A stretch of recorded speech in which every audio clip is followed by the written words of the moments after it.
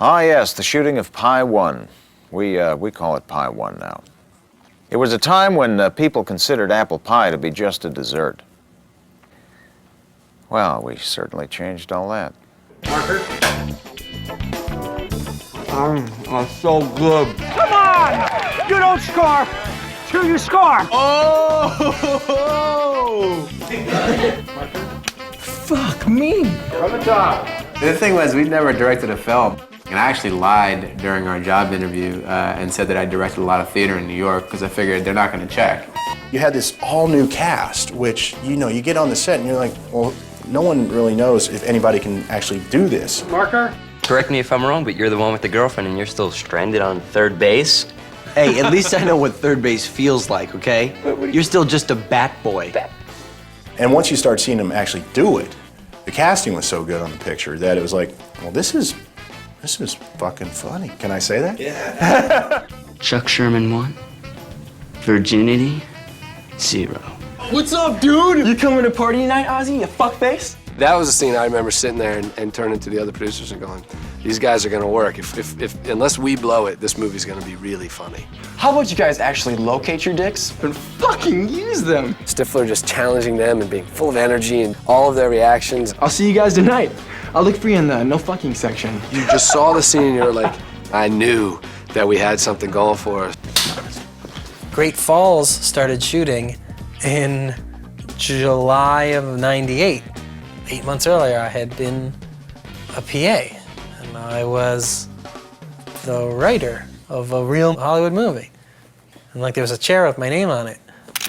In the development of this movie, the language that had to be used to describe some of the creative elements had probably never passed through the lips of some of the executives before. I would certainly say that these projects have brought, you know, people in suits and in big fancy conference rooms at Universal Pictures to conversations I don't think they ever thought they'd be having. Oh, God. When he has his bowel movement, you know, it's like, no, when Finch shits. No, when he shits, you know. Real earnest discussions about, will you actually see the cum in the glass? We were such a low-budget movie that we were actually shooting in a tin warehouse. Anybody talk about this? We were up in the valley in the middle of summer in this heat wave. So if you go back and look at that movie, like Jim and Nadia, that scene, you look at Bigsy, the sweat factor was tremendous. No, it was a super low budget, which actually was terrific because A, they forgot that we were making a movie, I think. It was like, yeah, here, do your movie. No one bothered us, so we just did our movie. And B, they weren't trying to get us to use anybody expensive. Everyone was so young. The cast was so young. The directors were young. The producer was young. Now that these guys are out here, the Shermanator's gonna show them. Then I was so happy to be working. You know, you're just like, yeah. Yeah. I didn't know what I was doing in American Pie 1. I was just trying to make sure I didn't get fired. There was something like where he's with his buddies in the locker room and he had some whole riff about like everybody wants a little bit of the piece of the pie, of Stifler pie or something. I asked myself the question, what's the difference if it's 100 girls or one, as long as the Stiffmeister can come through and give them all a little bit of a piece of the pie? Yeah, baby! Look at these nipples, are they hard? Yeah! Oh, baby. We like to have actors improvise too, even if they're not doing it particularly well, because it's fun for us. She wants the Stiffmeister. I ask myself, hey, what's the difference if it's 100 girls or one, as long as I can give them an equal share of the pie, baby? Oh, man, look at this body. Cut it, man! And it was actually a kind of incredibly rambunctious, fun set. Yeah. Great guys. The situations that Oz and the boys go through, you know, prom and the awkwardness of losing your virginity and having sex for the first time and having fun with it and trying to figure it out and what all that means. Well, I was 18. I mean, I wasn't all that far removed from that time in my life, so it was right there for me. Like, everyone was pretty much right around that age. I really did go through that. You know, I remember wanting, like, the first time that, you know, I had sex. I was really concerned about it, and I wanted the guy to say he loved me, and it was, you know, around prom time, and it was really important, and it's a big decision. Look at you, you're ready for sex. You're right. I know. I'm gonna do it. I'm gonna have sex. Now. And it's gonna be right, and it's gonna be just perfect. Perfect sex. Thank you, Jessica. Please. Certainly the message of the original movie was, you know, people's experiences are mixed up and confusing, and that sex is like messy and weird and not necessarily this smooth thing. This is the night we've been waiting for. We're in this together. You guys can't back out. Looking back, you know, now, like you said, 6 years later, I can definitely say it was, you know, it's not something that happens every day in this business. So it was a cool opportunity for all of us. Gentlemen, destiny awaits. Look at this guy. Finch. What's wrong with your Vespa, bro?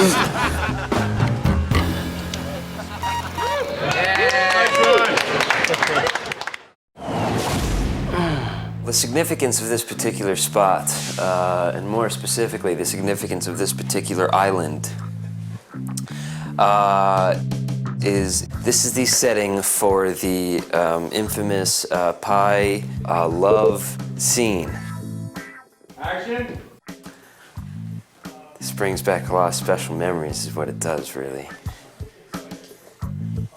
Action! Love! Home! I remember calling someone who I work with, one of my managers, and freaking out in the day of filming the scene and going, hey, am I really gonna do this? I'm an hour away from pretending to put my penis in a pie. Is this something I should really do? Freaking out, like this is gonna ruin me. I mean, it seems funny, but what if everyone hates it? And what if all that comes out of it is I have a newfound love for pies? What if that's the only thing that comes of it? And my manager was like, you fuck that pie with all your might, man.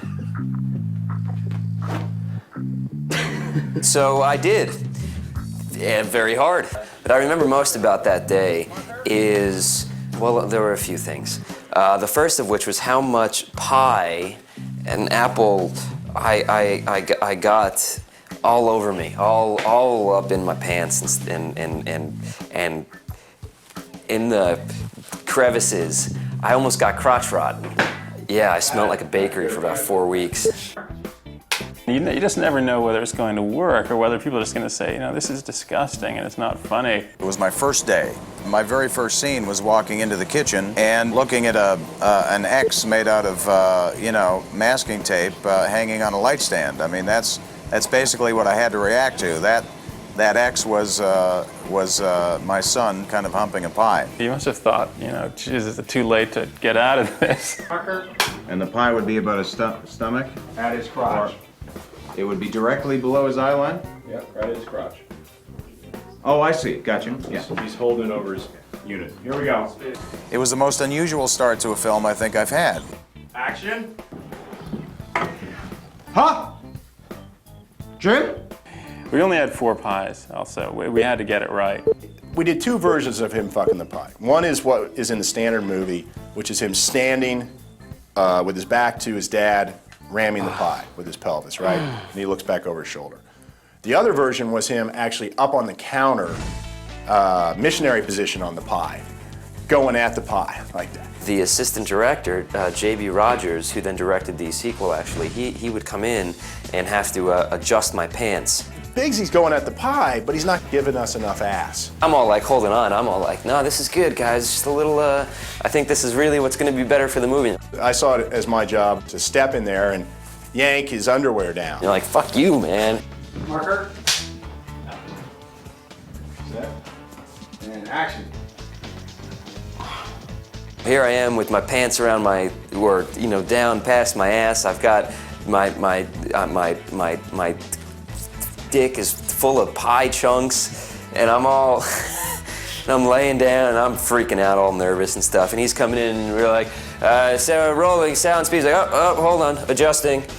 How's that? Someone check Jason's pants. Someone check Jason's pants. How's that? All right, roll sound. And I'm just freaking out, going, what the fuck is going on here? This is absurd. Put your head up to your left a little bit. Yeah, like that. Jim! Oh, it's not what it looks like. Cut. It added a lot. And I think that ended up in the unrated version. You know, both versions were fun. Is fun the right word? I got to do a little bit more thrusting when I was standing up. I can explain. Is that the right dialogue? I gave the wrong one, right? Wait. Although laying down on the island, I got to do a little grasp. Like, you know, like this is, you know, when you could really hold on for dear life. That was good times. But I think physically, the standing up and then the reaction to Eugene coming in the door, the turnaround was, I think, bigger comedically. They were both great fun.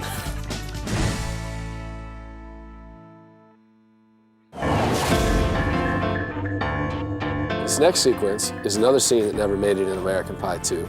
It's a whole storyline between Oz and Heather, played by Chris Klein and Mina Savari.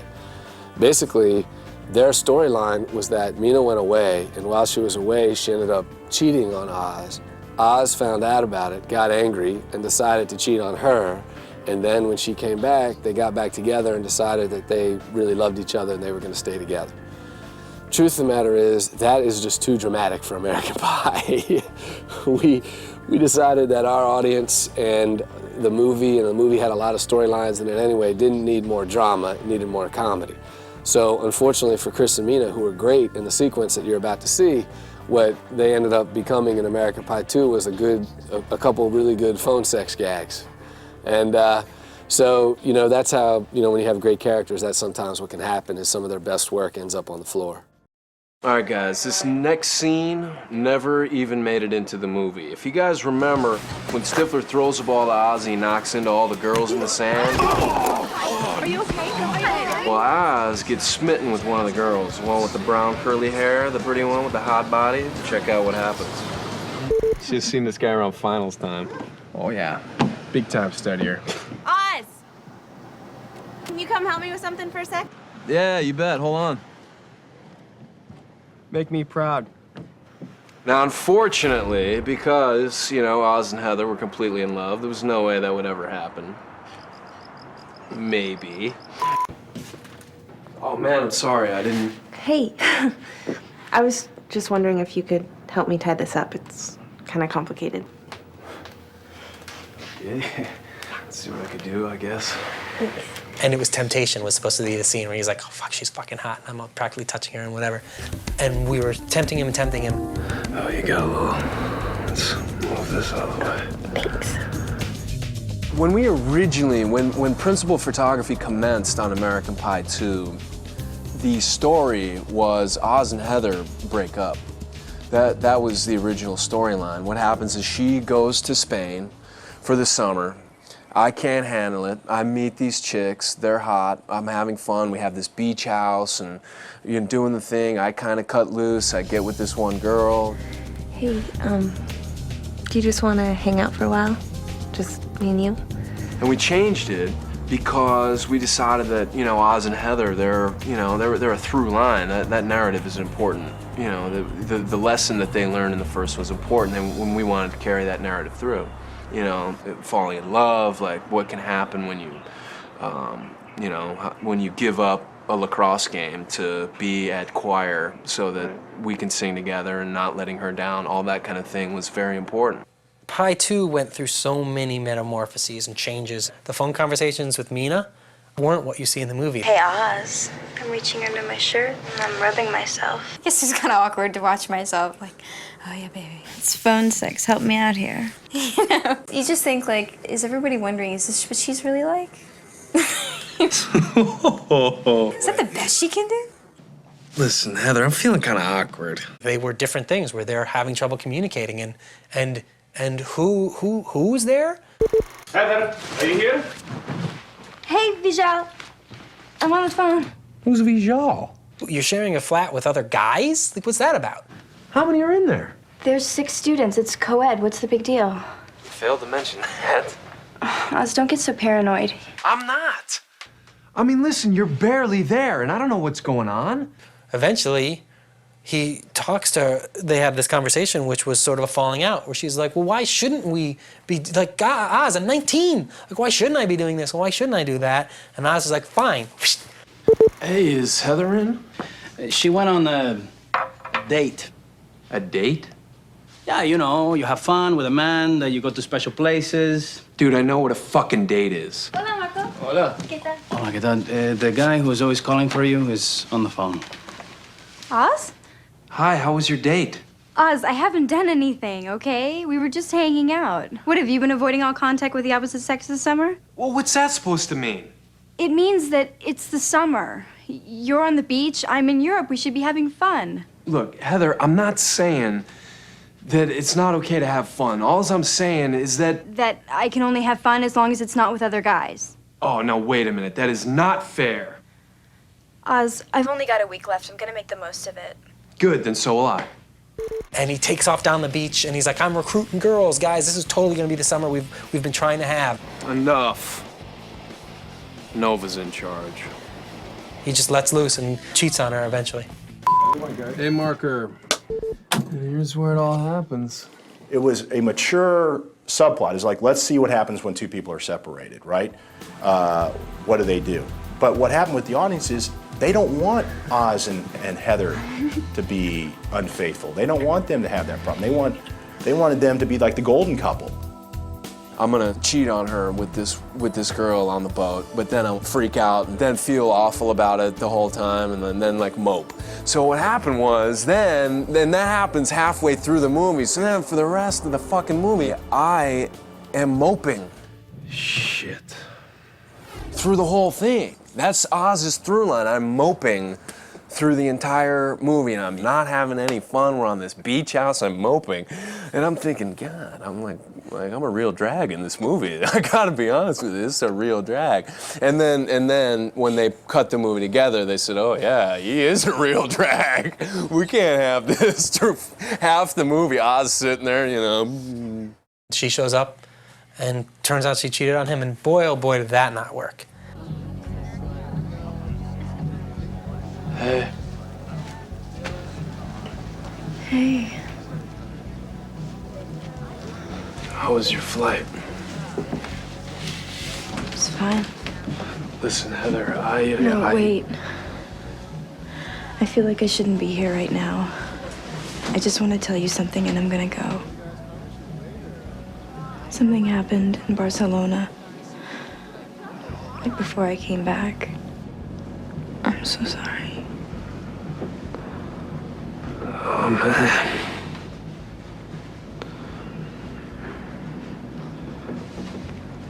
You too? Oh my God. Yeah, honestly, I've never even seen the scenes. JB cut them together and was like, dude, not good. It doesn't work. And I was like, I get it. I don't even need to see it. And we realized it was like Dawson's Creek. Dawson's Creek is good for Dawson's Creek. Like, no one wants heavy, heavy drama. Like, there was nothing funny about it at all. Like, and I don't know why I did it. I don't know why. Yeah.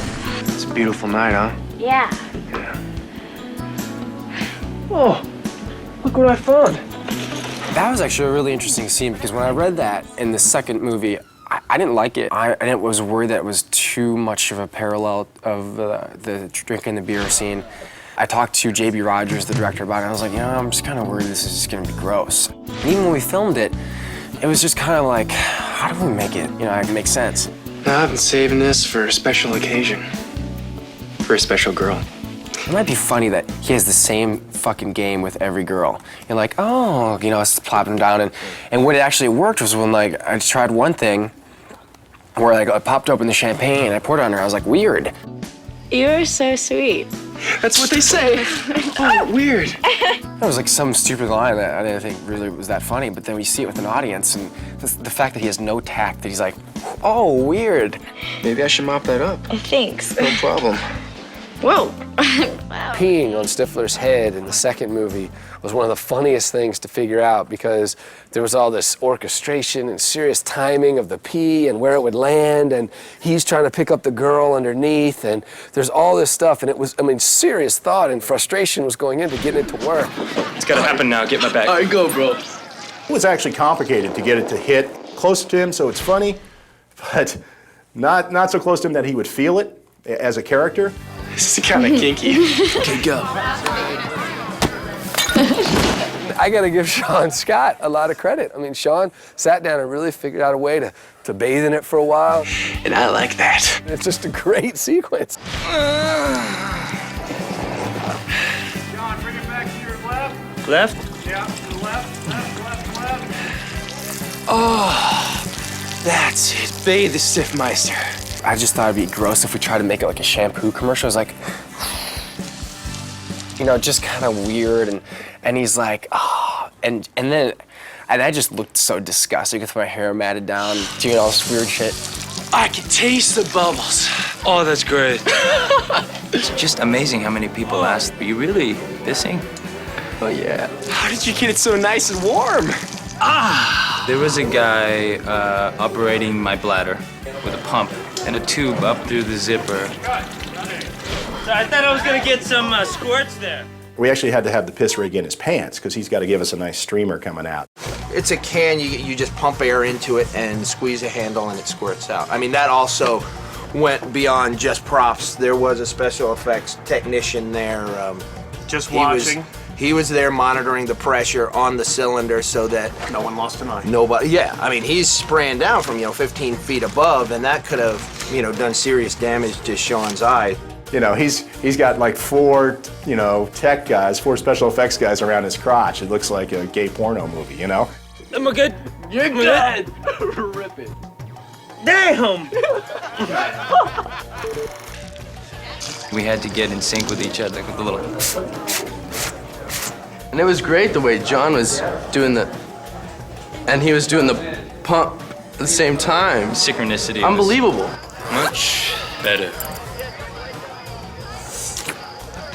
The thing with the tongue, that was the best. Now they pound this into your head at school. You are intoxicated. Mm-hmm. Do you wish to engage in consenting, Good play. Sorry, I really got you. When we were shooting, it was so cold that you could see Sean and the girl's breath. It wasn't working, it's supposed to be summer.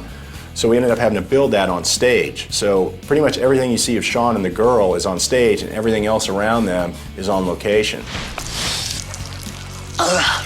What was great is the button of me coming in and the guys just staring at me and just a simple line of me going, I got peed on.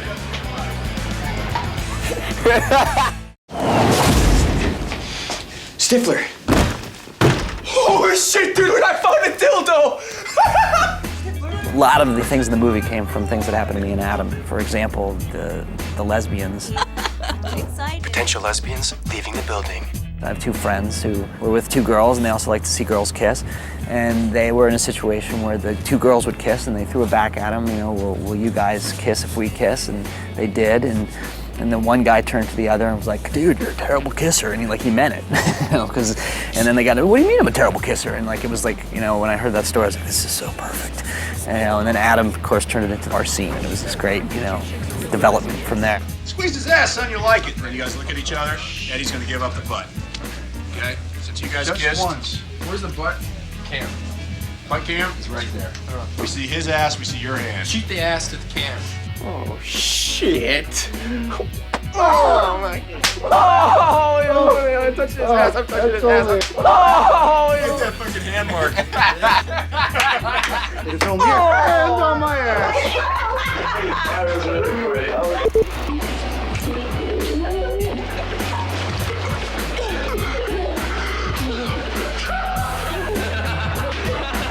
The kissing scene was the toughest scene I've done to date to keep a straight face through, without question.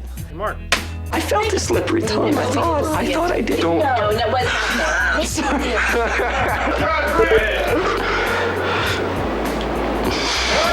My fault, I'm sorry. That's okay. You're a fucking lousy kisser. That's not fair, man. I wasn't trying.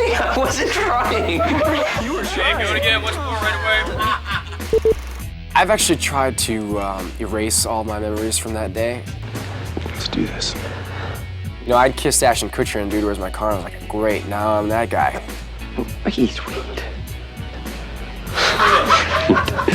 I think it was a rehearsal, but we're kissing, and I was just like, God, it'd be funny if I just put my hand up. And then he, without missing a beat, just slapped it away. Ah, it was brilliant. And at the end of that take, we were like, that stays. That stays for sure.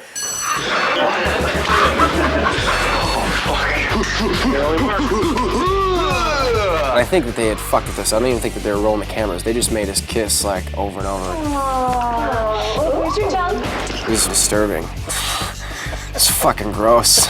But I laughed on that. Yeah, you laughed. Do you want to do it again? We'll keep doing it till we get it right. Dude, you're a fucking lousy kisser. What? Yep. I wasn't trying, but that's not fair. Sorry. On one take, I slipped Sean tongue.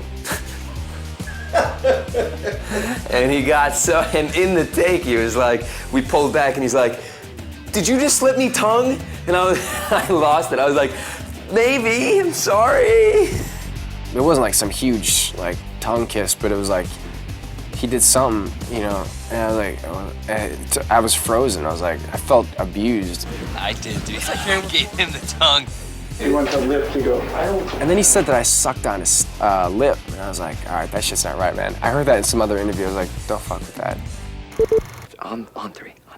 Two, or when you say three? Oh, like 1, 2, and then kiss. Okay. So funny. What the fuck is Dude, you're a fucking lousy kisser.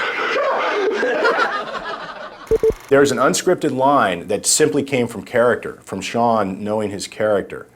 And it gets a great laugh. And it's when the lesbians say, you kiss your mother like that? That's how you kiss your mother. Mm-hmm. Don't you say anything. Totally unscripted, totally of the moment. That is so of the moment that I didn't have the camera on the correct side to pick it up. And so I actually went back and did a reshoot to come around and get him to say it in a close-up. Come on, do it. Oh. That doesn't count. Come on. I have kissed a man. It is now official. Yeah. First take was okay, Mark, right? Because I had slap. Oh, good job, bro. Good job, dude. First take. You're gonna come running out and doing all your... Whatever, just maybe guys position. Oh, we're gonna come in naked. This is just for show. It's for your own personal pleasure. Yeah. Here we go, on the bill. There's nothing we can't do. Danielle's feeling my breasts. Honey, come on, food's ready. I'm not hungry, dear. My nipples are so hard. I want more.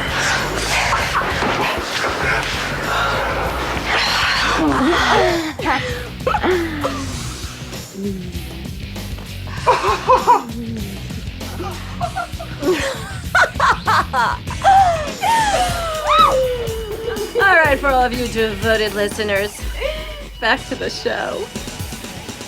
Amber cupcake? Yes. Let me try that dildo.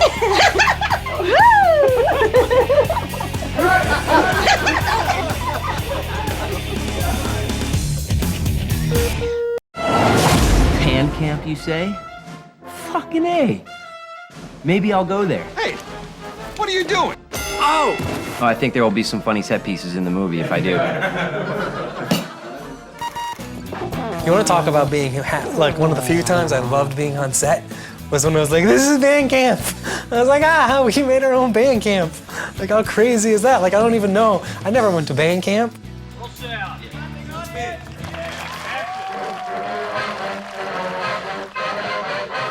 Oh, shoot. We're not supposed to have visitors. Because this one time, here? It is one of those things that everybody who likes these movies says to me. And they just, it's always, I bet you've never heard that one before.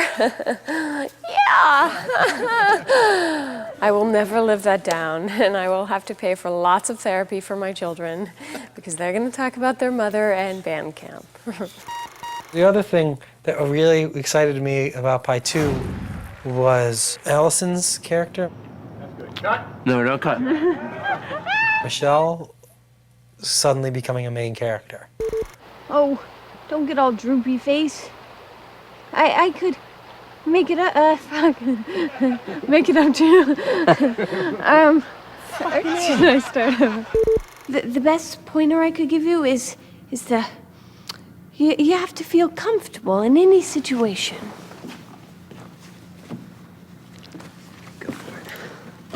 Go ahead, baby. Go ahead. The trumpet scene. That was so much fun. Okay. No, don't freak out. Okay, no, I'm in control. I'm really gonna push your threshold. Sure, push it. I'm gonna do something kind of kinky. I'm cool. Ow! Ow! It's cold. What are you doing? I'm just sticking a trumpet up your ass. Ow! Ow! It's cold. What are you doing? Some people think about the pie scene. Some people still think that I actually had sex with the pie, which I did not. And some people think that I actually shoved the trumpet straight up my... Ow! What are you doing? It's cold. You're laughing. No, I'm not. Okay. Ow! It was just sort of wedged in the crack, you know what I mean? It was just before, it was before the hole. I didn't actually put it up the hole. For the record, everyone should know that. Try that again. Okay, still rolling. Okay. Is it in there? Yeah, it's in my ass. Okay. Thanks. All right. Okay, I'm in control. Are you? Okay. I gotta tell you, it was kind of, trumpets are heavy, and it was kind of tough to hold it in there, so I really had to clench my ass pretty tight, because normally it's quite loose. I really had to clench it pretty damn tight to hold up this heavy trumpet. That was great fun.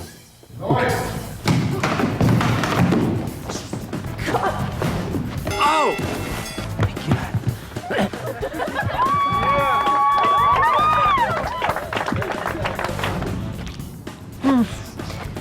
Pointer? I'm sorry, dude. Call me in 2 weeks. We can finish your lesson. Okay. Why are you laughing? I don't know. Hold on.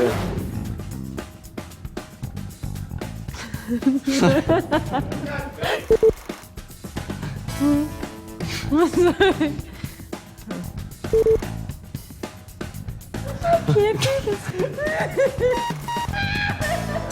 Nadia, you're everything that I used to want. You want the band geek? A lot of people just hate the scene when he ditches Nadia, but I don't know.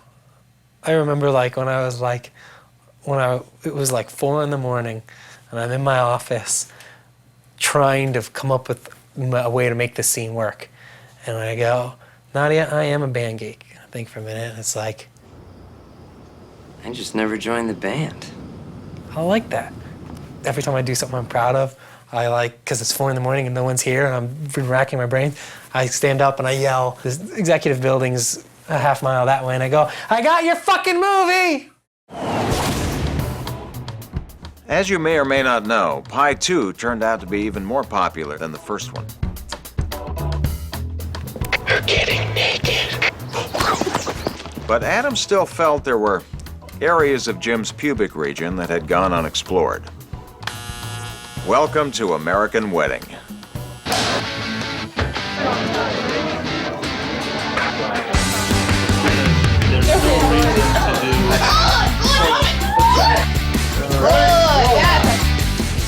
Jesus God!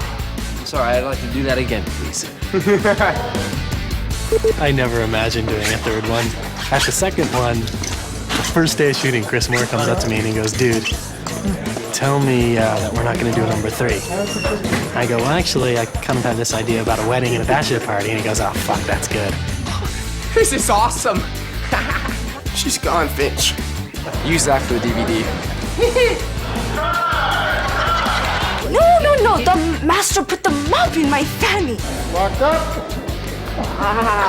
How can it be sad? Like, this is a trilogy, the end of a trilogy. I know. Like, how many people can say they've done trilogies? So that's pretty exciting that we've made it this far. When the wedding concept came up as sort of the third movie, we were all like, yeah, that's probably how it's going to end, is somebody gets married and they all sort of grow up. They've, experienced,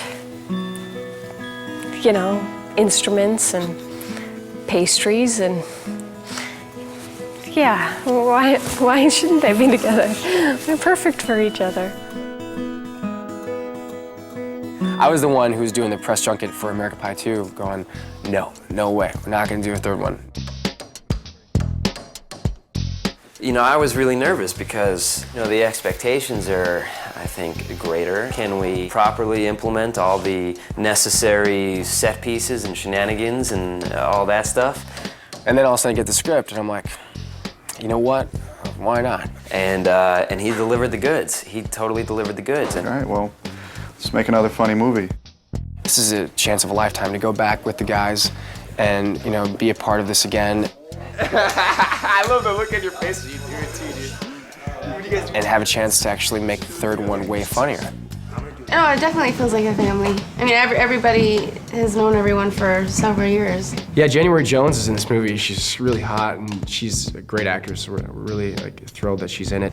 And I've been welcomed into their little family. Hey, Mark. Hey, Harold.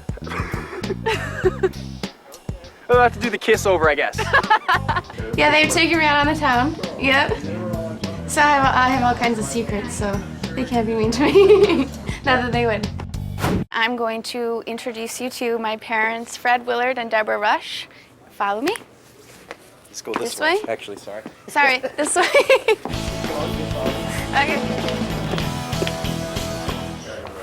This is the DVD crew. Oh. This is my lovely father, Fred Yes. Willard. Our youngest daughter. We don't approve of Of my what she relationships does, her in the relations. movie. We don't approve of anything, it seems. No, this is my mother. And we barely Deborah approve Rush. of each other. But we, We're a very happy family. yes. We're the newest additions to the movie, so Yes. it's very exciting. Not sure we right? approve of the movie. Yes, of course we do. You'll always be able to find your way. I thought we had a great opportunity to make this one the funniest one yet. Hi, stop looking into my eyes. Sorry. The cool thing about the day, for me, was that I've never had a chance to work with Jason so much. I think the only time was when we made out 50 million takes on American Pie 2.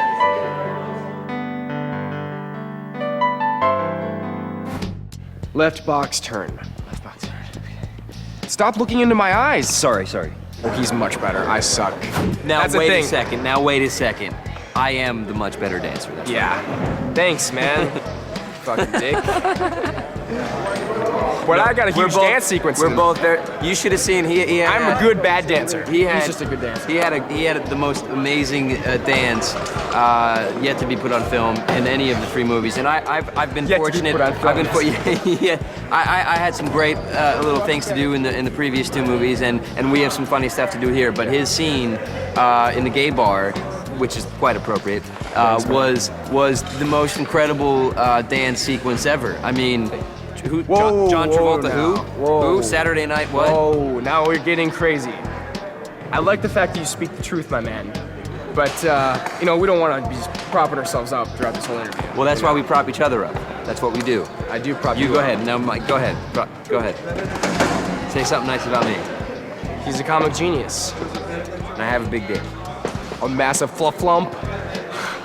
Oh man, this is horrible. Is this going on TV? Is this DVD? Thank God. What a tease.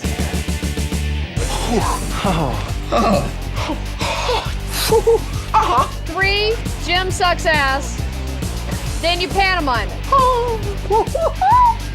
Go! Go! That way you can start fucking yourself. Holy Jesus! Let's do this. Here we go.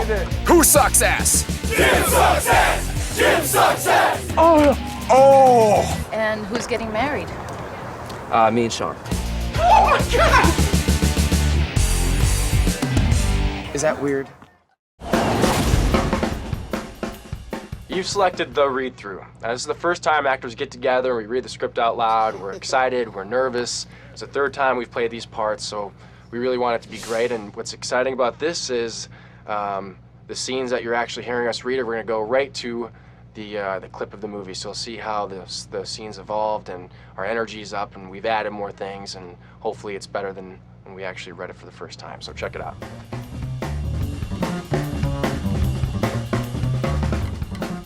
Michelle, I'm going to ask you something. Something I've never asked you before. Ooh, is it kinky? Is it kinky? Well, I don't think so. I don't think so. You don't gotta be embarrassed, Jim. It's okay if you wanna add a little more spiciness in our relationship. Actually, you know, maybe you could just use. Why don't you use your napkin? You don't have to be embarrassed if you wanna add more spiciness to our relationship. Actually, maybe you could just, you know, use your napkin. My napkin? Jim, I think I figured out what's going on here. I know what you're trying to ask me. Shit. Really? I don't have to use my napkin. I've got my own techniques. Michelle, where are you going? Michelle? Oh my God. What are you? How's this for spicy after 3 years? This isn't what I meant, Michelle. Oh God.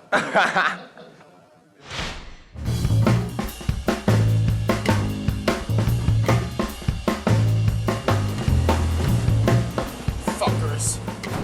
Well, polish my nuts and serve me a milkshake. Polish my nuts and serve me a milkshake. Happy fuck day, ass mouth. Happy fuck day, ass mouth. Stifler, what the hell what are you? Hey, seriously. Oh. Damn it, Stifler. Jim, look what you did. Dude, I got cake on my balls. My dick is like a corn dog. My dick looks like a corn dog. I got cake all over my balls. Shh. Damn it, Stifler. Oh, boys, anybody seen the bride's parents? Wait a second. Time to go. Bye, Stifler. This isn't a graduation party. Wait a second. This isn't a graduation party. Jim's getting married. Holy shit. Holy fucking shit. This is major. Holy fucking shit. This is major. This is life-changing. Do you even know have the slightest idea of how important this is? We have to have a bachelor party. You have the slightest idea of how important this is? We get to have a bachelor party. Yes! We celebrate the death of Jim with a party in his honor. Chicks and boobs and tits and ass, titties, tatas, melons, maracas, mountains of majesty, knockers and hooters, cassavas and bazungas.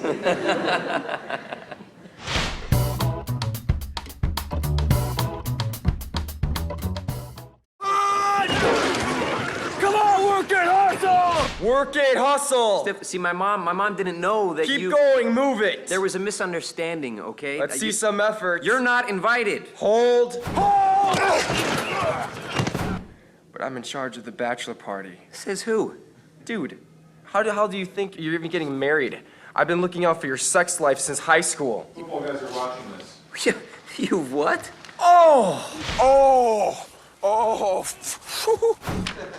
The first tits he ever saw were because of me. Yeah!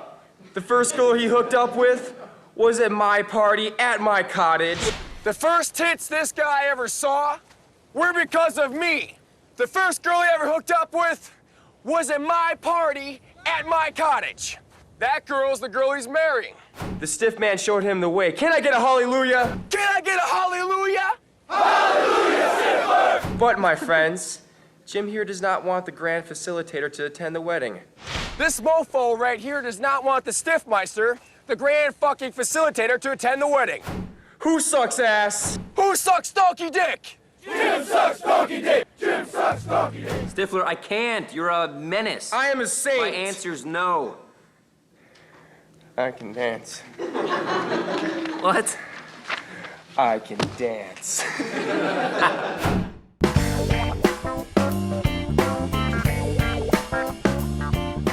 Cadence, I didn't know you were gonna be here. You're just in time for Voltaire's greatest hits. Voltaire? Well, who was he, Stifler? Stifler, please, who was Voltaire? Someone much wiser than you, I'm afraid, Finch. Yeah, you know, I've had it with that intellectual shit, too. Voltaire sucks my balls. I think Voltaire should suck my balls. Yeah. What? It's about time somebody came out and said it. You know, who the fuck cares about that? I'm gonna give you a quote to live by, Cadence. Love life, get paid, get laid. That's the basic philosophy of the Finchmeister. Hey, I'm gonna give you a quote to live by. Love life, get paid, and then get laid. That is the basic philosophy of the Finchmeister. I like that. Hey, Finch, don't try to steal from the Stiffmeister. Give it up. Yeah, okay, Stiffmeister. I really don't think Finch gets those ideas from you. No fucking shit.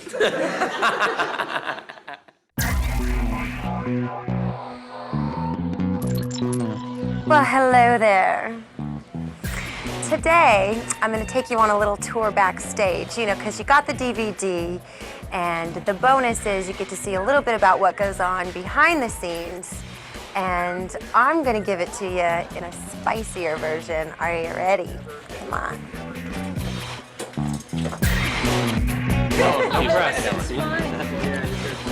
Just gonna stand there drooling, or are we having a bachelor party, huh? Fucking right we are! Cut, good.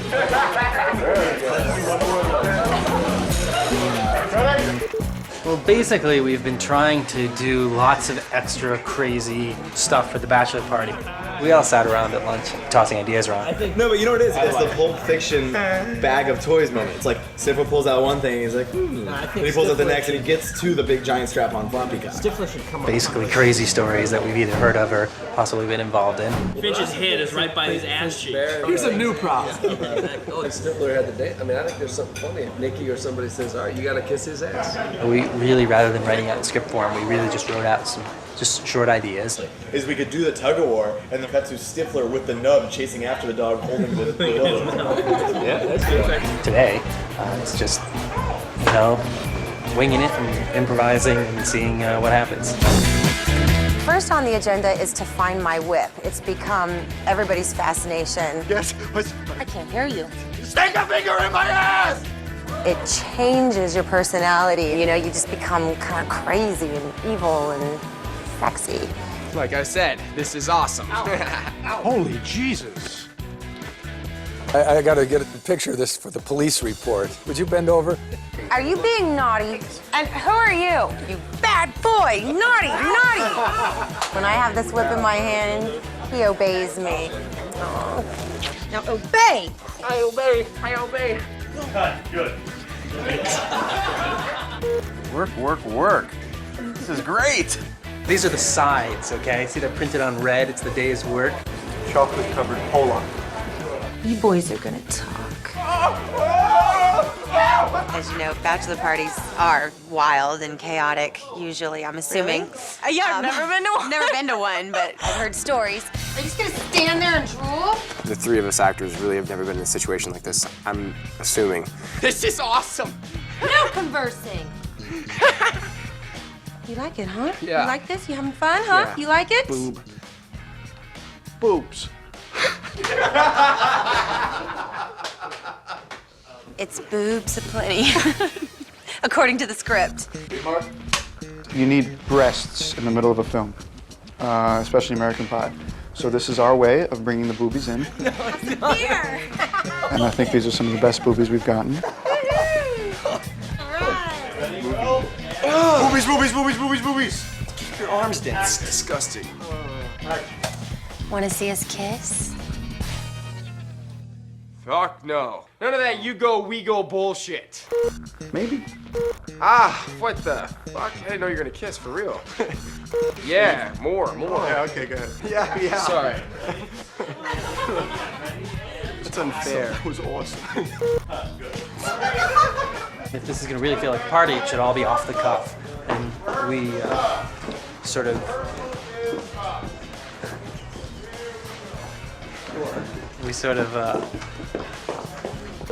What anything the fuck is this?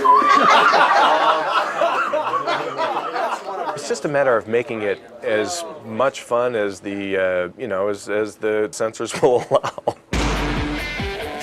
You lose! list of props. Dildo with suction cup, anal beads, every sex toy we have. Do we have more? Should be bigger amount. Scott's getting whatever else we have. Dildo in a dog's mouth, floppy strap-on dildo, ripped off dildo, dildo nub. What the fuck are we doing? Did I drop that? You're a total supermodel, you know that? I swear to God, I'm not lying. And guys talk shit all the time, but I don't fuck around. You know what I mean? These stupid... Cut. You guys can't laugh. I think in the script it's like a 16 or 17 page scene, and it's like just kind of keeping that going and keeping it be funny and new things happening in it. It's very tricky. Shut your hole. Heart. Oh, Faye! You can't do that! Calm down, woman! Would you hit me one more time? I can't believe you did that. Thank you. Oh. Yeah. Wondered when you guys would show up. Can we bring the girls in to do this? I will let them on. Get to work, fucker. Oh, get that mop out of your ass. Vivian, I'm dying. Sweetheart, your masculinity is not in jeopardy here. Roll out! Rolling! Watch out here. You've been naughty, Brandy. You've been fucking naughty. Fresh. Is this like going up? This is his private. This is on the perverted website. This is for Eddie personal use. You know the wine really helps these costume changes. Are you filming? This isn't exciting. That's insulting. We're very exciting. We're very exciting. Okay, we're walking away now. No, I'm just saying. Thanks for getting me in trouble. Ooga booga booga booga. Do you mind? Yes, I do. I was actually wondering if in this next scene, if I could get a lap dance.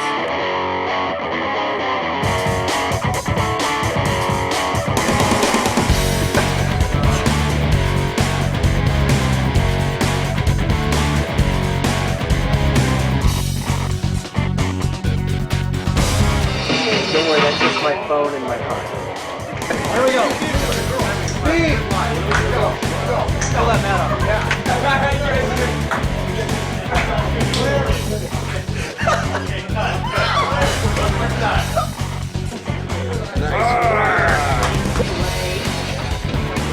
Don't touch it!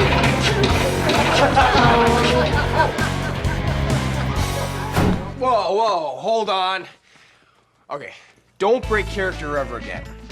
I don't care if Kevin starts crying because Finch bit his cock off. I don't care if they have themselves a two-man circle jerk. Sorry. We already heard about Finch fucker's anal enjoyments. Now, you're a dirty cop, you're a prissy maid, and I'm a dirty bitch and me. I'm sorry. We already heard about fuck. We already know how Finch likes to take you up the ass. You're a dirty cop, you're a prissy maid, and I'm a very, what the f? I don't care if Kevin and Shipbreaker off in the corner have themselves a two-man circle jerk with their thumbs up their own asses. You're a prissy maid, and I am a very filthy, You're a dirty cop, you're a prissy maid, and I'm a filthy Okay, start again. Mark. We already know how Finch likes to get anally probed. So, you're a dirty cop, you're a prissy maid, and I'm a filthy bitch in need of much punishment and cleaning. Ever mouth off to Officer Christie, you dirty little pervert. Now obey! I obey. Oh, he's choking me. What? He's choking me. You want another beer?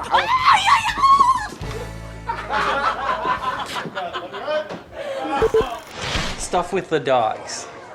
Pomeranian humps the blow-up sheep, both dogs running around with gnawed-off dildos in mouth. If you want, I'm gonna go prep it with the dog. If you want to see what kind of bite marks come back with it, that's up to you just for camera. So. Yeah.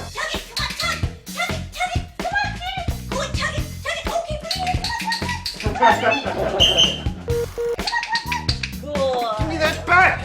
Of course, here on American Wedding, we make full use of our animal actors. Everything. Good. And dance. Try and move around in the circle, you guys.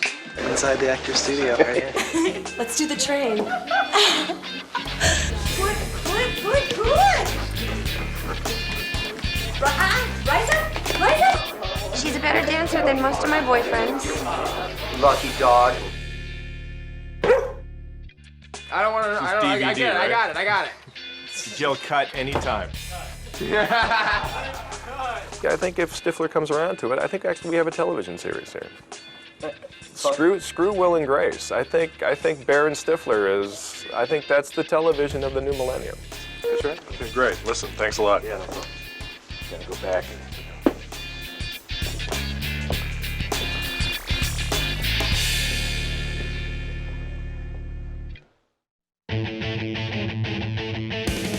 Let's discuss Jim's region for a second, because I think Jim's region is the most underrated region. Let's call it a character, shall we? You know, I tried in my negotiations for this one to get my region as a credited. And let's get this. I'm naughty, baby. Yeah. On its own bill, somewhere between myself and Eugene, or somewhere. It was gonna be Jason Biggs's crotch. Again, we're shooting at this hotel, which is where the Flaherty Levinson wedding is taking place in the movie, and in one of the major sequences, Jim, of course, shaves his balls to the quick. We have millions of dollars and incredibly talented people all collecting their intellect and their skills and their creativity to create a pube tornado. This is awesome! You just have to laugh, and you just have to say, I cannot believe a group of professionals is coming together to capture this on film.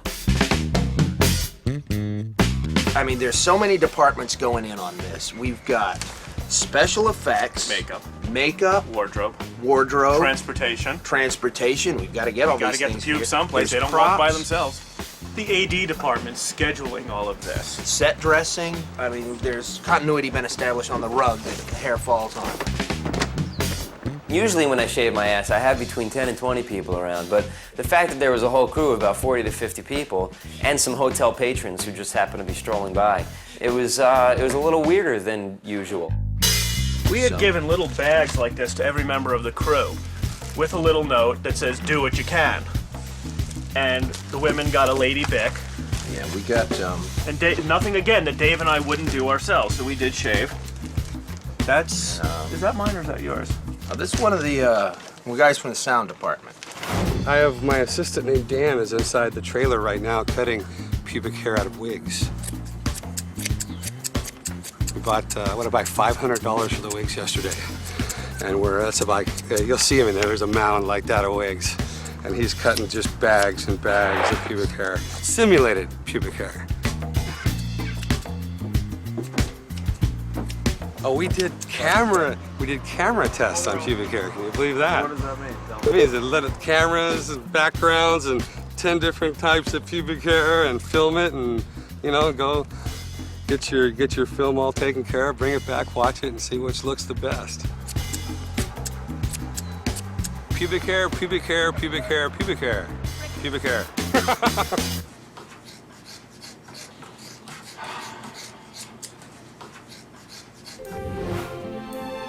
So here we are, you know, we're at this beautiful, beautiful resort up north. It's kind of a family place. There's kids and bikes and skateboards and all that. And if really they had any idea what's going on right up there, probably wouldn't be too happy about it.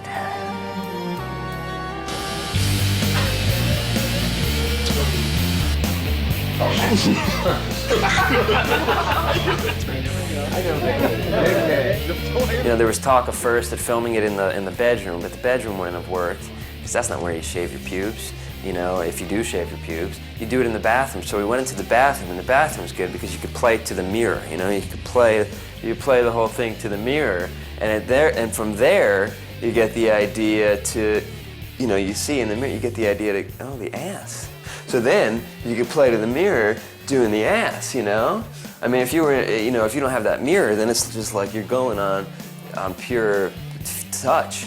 And granted, I touch my ass often, but it still would be a little strange, you know? You know, after I cut myself, I got and that was funny. I got the little cut. I was thinking about, you know, something or that's too much. I thought it'd be funny if in my attempt to get under there, I sort of brought my foot up like this and got a little limber so that I can just get right under there. And I think they got a cool shot from behind, and there's that shot. I think it could cut together pretty well, pretty funny.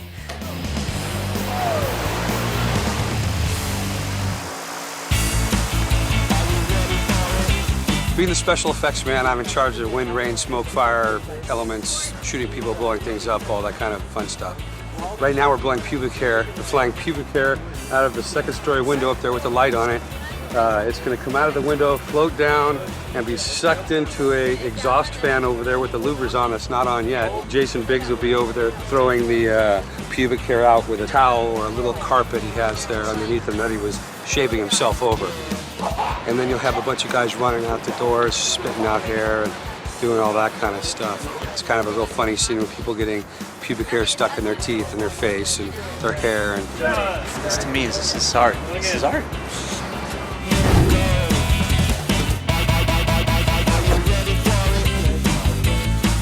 Okay, here we go.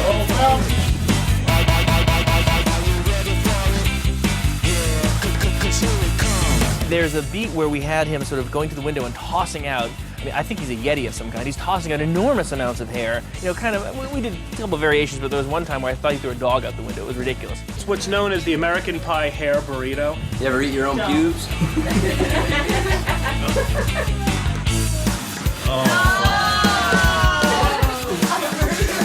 That was the worst joke ever.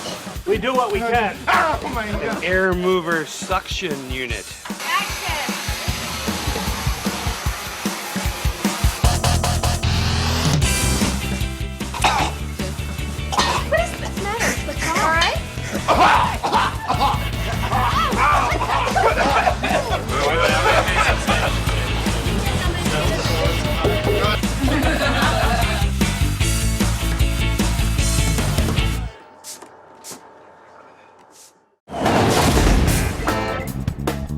Okay, you have just selected tour of Jim's bedroom on your little remote, your little DVD remote. If you've reached this in error, please go back to the main menu. I don't want you here. But if you would like to join me on a little tour of Jim's bedroom, and come right this way. This is me. This is Jason. I believe I was about 19 here. I don't know who that is or why he's in my bedroom, but there's French fries and such. It looks like a young Shermanator. This is a movie called How High that our director directed. Jesse Dillon is directing American Wedding, and he directed it. His first movie was How High. So I think that's a nice, cool little thing that his movie is up here. I was trying really hard to get some of my movies up here, but apparently they're not good enough. So here we have an apple pie candle to help promote the film, and this was one of the things that they gave out. And I remember I have one as well. It's now got a big hole in it, but this is the candle. You guys can't smell it unless you've got a smell button on your DVD remote, but it smells like semen, which is odd. Strange. This is where the computer was set up in the first movie and the sequel. And this is where I did my typing and positioning of the camera cam so as to hit the bed and see Nadia in all her glory. Ah, here she is. Oh, This is incredible. God bless the internet. Come here, I want to show you something really cool, actually. Here we have the shot. Oh, Jim. The day that we were filming the pie scene at this house in Long Beach, I believe you've got a little tour of that as well, actually. That's another button press. Not now, when we're done, thank you. But we were there that day, and they, our stills photographer, Vivian, wanted to take this picture. So we set up in their garage. The three of us were taking these shots, and you know, they were like, smile, happy, smile. But this wasn't planned for us all to do the same absurd smile at the same time like this. That just sort of happened. Eugene said, you know, we should all look off into that nowhere place like we're seeing a UFO, you know, and then we all just like, there it is. And then... Well, that was a fun day, wasn't it? God, look at that. And of course, this is where I come out and I have my little chat with Eugene in the first one. He's out here looking at the picture. That's where we have our little chat about, you know, you want a partner, don't you? You do want a partner. I want a partner. You want a partner. Of course. There, that's acting school 101. That's, did you guys take notes? Great. Apparently Jim plays guitar, or at least he's dabbled in it. Why is there a finger pen in my room? I know what it was for, actually. It's probably for the Nadia scene. Oh, Jim. So this is a baseball yesteryears poster. This has been in all 3 films, and because it's been in all 3, it's very recognizable. Oh yeah. Mm-hmm. I have nothing else to say about the baseball poster.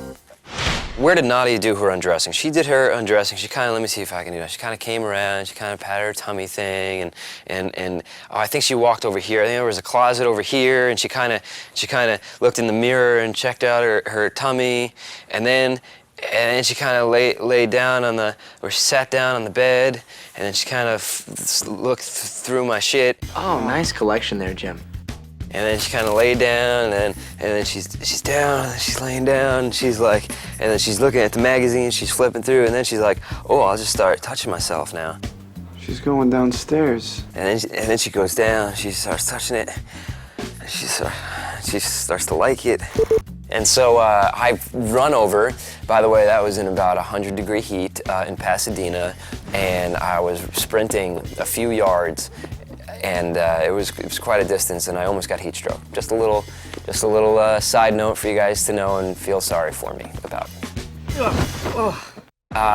Nadia's, on the bed and doing her thing, double-clicking her mouse, to use American Pie jargon, and I come in and open the door, and there she is, just kind of facing that way. I think she's using her right hand at this point, and then that's where this whole thing happens. Looks like you could use an extra hand. James! Oh, God. You coming here on purpose? And the chair was over there, again, by the computer, and I went and grabbed the chair and brought it over here and rolled it out and did that whole thing. Did not just take out that chair. Yep, he took out the chair. More, you bad boy! Bad, naughty. Oh. So this is where the dance took place, and the humping of the chair for Nadia's pleasure. And your pleasure, I'm sure. You're welcome. Well, all right, guys, listen, thank you so much for taking this little tour of Jim's bedroom with me. I hope you enjoyed yourselves. I have some very important things that I need to go do now, some agents to call. I'll see you in the kitchen maybe or something. You brought the family again. Jeez, he goes nowhere without these cameras. It's what I do.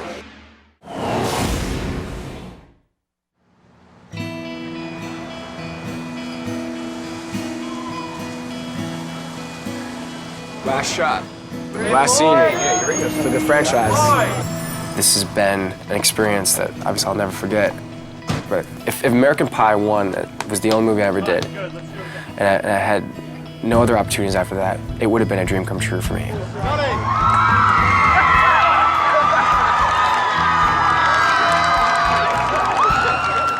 In a lot of ways, The Simpsons is genius because, they can go on for 10 years and they don't get older and they don't change and they don't do whatever, whereas, we can never do that. And, it had to come to an end at some point.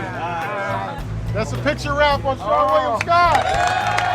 And I'm proud of it, I'm happy about it. I'm sort of sad that it's not going to be there anymore, but I'm pretty sure this will be the end.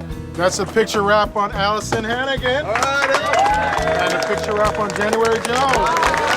Throughout my whole life, I'm always gonna just cherish that I got to be a part of these movies. When somebody comes up to me in a restaurant and talks about band camp, I wouldn't trade that for the world, and I really love that it's made an impact on them and they enjoy it, and I've got movies in my life that are like that. And it really isn't until I sit down and really think about all the experiences and memories I have that revolve around these movies, but also half of them are in the damn movie too. I actually really did get teary during the wedding, because it's true, I just feel like I've watched these guys grow up, and that's really rare that you have that through line with work. On Eddie K. Thomas. I feel completely just amazed that it happened. It's just a great way to spend a few months, and it's like a total summer camp show. And I just feel like it's the best job on earth. That's a picture wrap.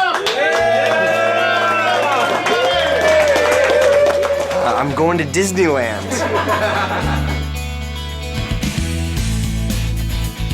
How cool is that? This is a trilogy. How cool is that? Get your own. Good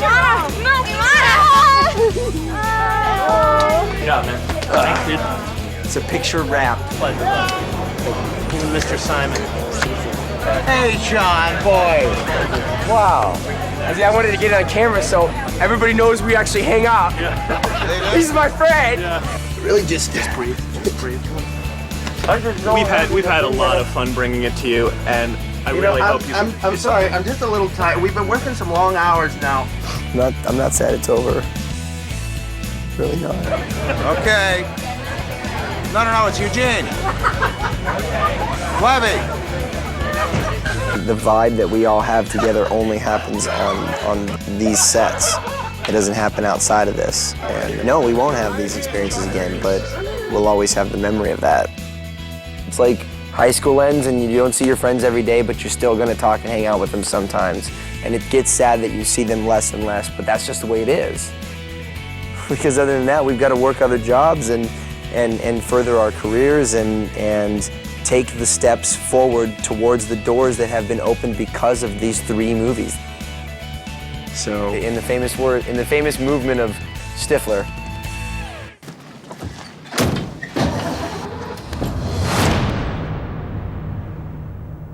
I bid you all farewell. Farewell. Farewell. All right.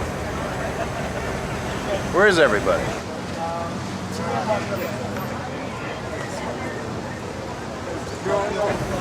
All right.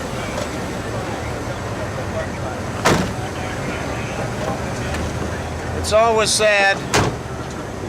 Please. No tears. No tears. No tears.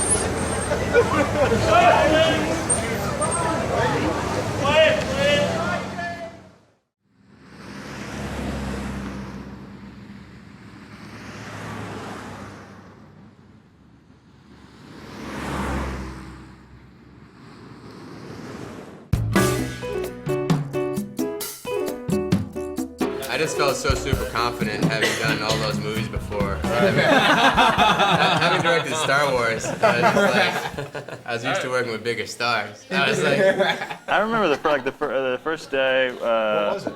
It was a scene where the guys walk in the hallway, and I was talking to Richie, the DP, and I thought like I had to make some kind of decision to show that I was like a director. So he was shooting it on a 27mm lens, and I was like, Richie, let's go with a 24. And he was like, okay, man, you know, and it, you know, we'll see the like, wheels on the dolly, but yeah, okay. Like this much difference in the width of the shot, but I made a decision. I remember when we met, and I knew you did Diary of Anne Frank. And I knew I did an episode of Sweet Valley High. And I was like, so... Was it the one where Anne Frank shows up? Yeah. I was like, I didn't know you were on Sweet Valley High. That's pretty dope. I had one line on it. I was a lifeguard, funny enough, because I couldn't swim. But but I just didn't know what to say. I was like, you're really cool. That was the scene where you were running to the toilet. You know. It's pretty cool, yeah. Then I felt kind of good about myself.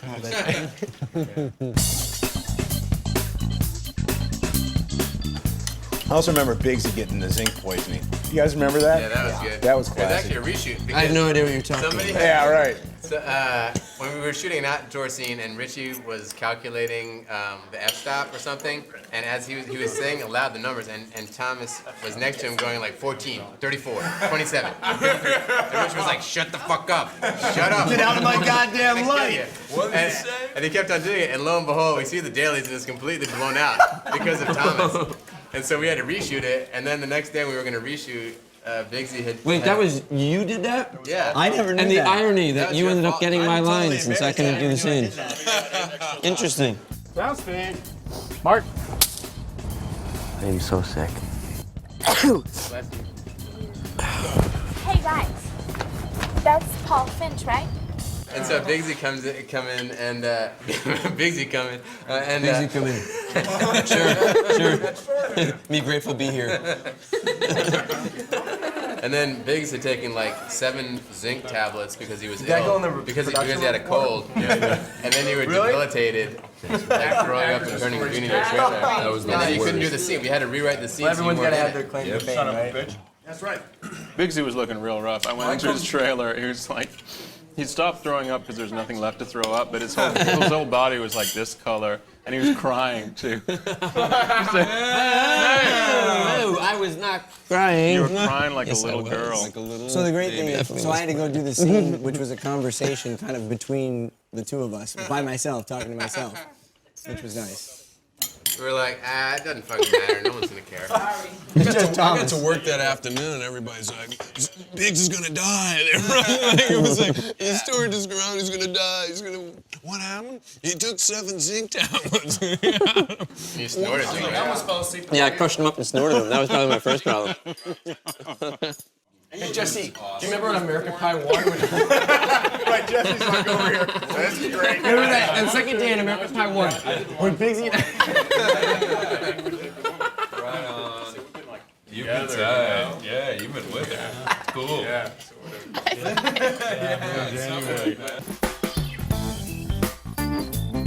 Actually, honestly, like, I saw the title and read the first scene and threw the script down and... But it was called East Grade Falls High, wasn't it, when you got it? It was already called American Pie. Untitled teenage sex project that you could make for under $10 million and you'll love, or with something similar to that. And I was like... You will hate, but your readers will love. Right. Untitled teenage sex comedy that can be made for under $10 million. And I thought it was like, you know, teenage pornography, and I was like, what the hell? I called my agent, I was like, what the hell are you sending me? Teenage pornography. I thought it was teenage pornography Tommy, as there's well. a feature here. Come on, jump in. And you were right. And I signed right on. Read the whole script. And I was like, okay, I'll pick it up, I'll read the whole script. I had like a audition at 10 in the morning the next day. And I didn't make it there in time. You I had didn't an pick it audition? up.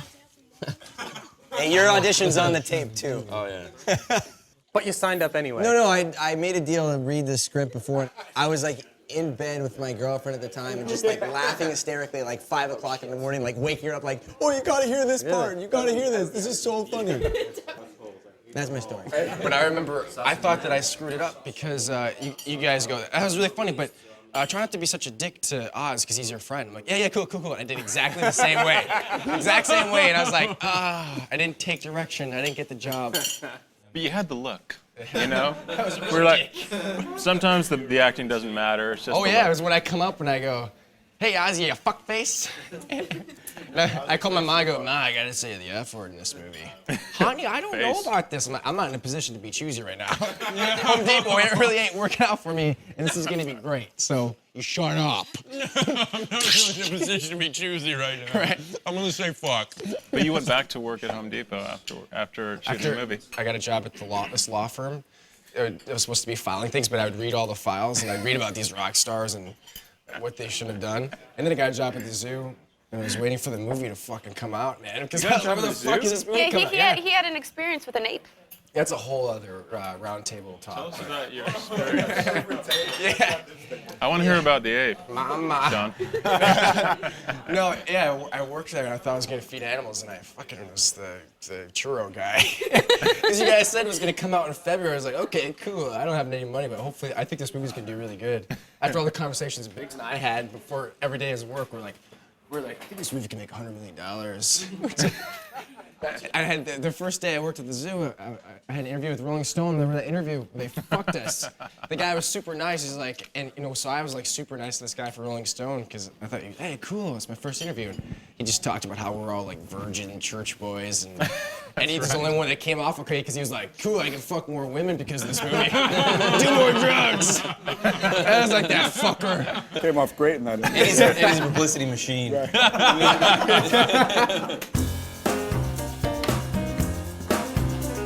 Hersey, what is the story behind the pie fucking scene? I want to know. There's no story behind it. I believe Did you there make is. that up, you sick fuck? That's what writers do. We think of sick shit, put it down on paper, and make actors do it. Is it true that you had a dog named Pie when you were a child?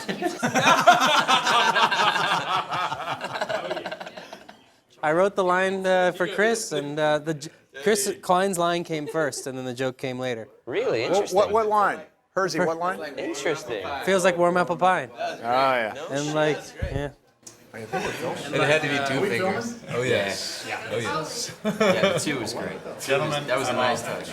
I remember directing the pie fucking scene. I said, the pie fucking scene wouldn't have been what it was without JB forcing the issue, because we wanted to shoot it in kind of a wussy sort of way, and we were scared of telling Jason that we should see like his anal cleavage and various things. That And, afternoon, when you guys broke for lunch, I was there getting ready. I was in the makeup trailer, and you guys were shooting that stuff, and then we were breaking for lunch, and then I was gonna go to work after that. So I'm playing my Game Boy in the trailer. He comes knocking on my door, ready for lunch. I'm like, hey, how's it going? He's like, well, just fucked a pie. I'm like, really? He's like red in the face, he's sitting there. Jason goes, I don't know, man. Just fucked a pie. I don't know, man. Are you still into this movie? Is that cool or anything? What's up? Is that cool? I just fucked a pie. Is that? Did you really do that? Yeah, Jason had trouble getting erect for that scene. I remember I was like... This is before Viagra was really prevalent, so. I just remember, though, that we came up with him physically fucking the pie when we were doing shot listing. Because in the script, it was like, Dad walks in, looks off camera, is shocked, cut. Yeah. And then we were shot listing, and it was like, well, fuck, man, we got a pie, we got a lit set, we got an actor. We got a pie. Let's put him up. We got a counter. We got a counter. Did you wear protection? So that was No, I didn't. And I regretted it for a long time. There was 9 months of worry, I gotta tell you. I was like, little shit. apple tarts running around. Absolutely. Little apple Absolutely. turnovers. Turns out I didn't get crabs from the pie, though, so it's all good. I got it from the crab cake. You know what I like more than the pie fucking is when you're testing the pie with your fingers. Sure. And it was Chris off camera going like, now think about fucking it. now you don't want to fuck it, but now you miss the idea of fucking it. Like you see it all go through Jason's It's true. It's like all those looks. I was like, all right, Jason. Now you think it's ridiculous. Now suddenly you're intrigued again. Sure. This is great. Absolutely. I remember that. I think my most awkward moment was directing you and Mina in the supposed actual romantic scene. Yeah. It was like, we were all really nervous for that. We didn't know shit, man. Which we were one? just like, In the boat dock? out in the boat dock when they actually have a romantic, love scene. We were like, okay, so you're gonna sit down there and you can do that. Then do whatever happens. Whatever happens. Whatever happens, happens. So you were sitting there in the boat dock. Chris and Paul come up to us and said, "Do you want to talk about this at all?" Okay. So you'll be sitting there. Okay, great. So we'll go get ready and we'll shoot this sucker. That was bad. Good thing we talked about it. Yeah, well, great talk, fellas. That was everything that we knew about love. That was everything we knew So about like love. sit there. So you and sit be in there. love. Sit there and like she's there and That whatever. was You're great. into it. It's cool. You Whatever. know, you guys know. You can do it.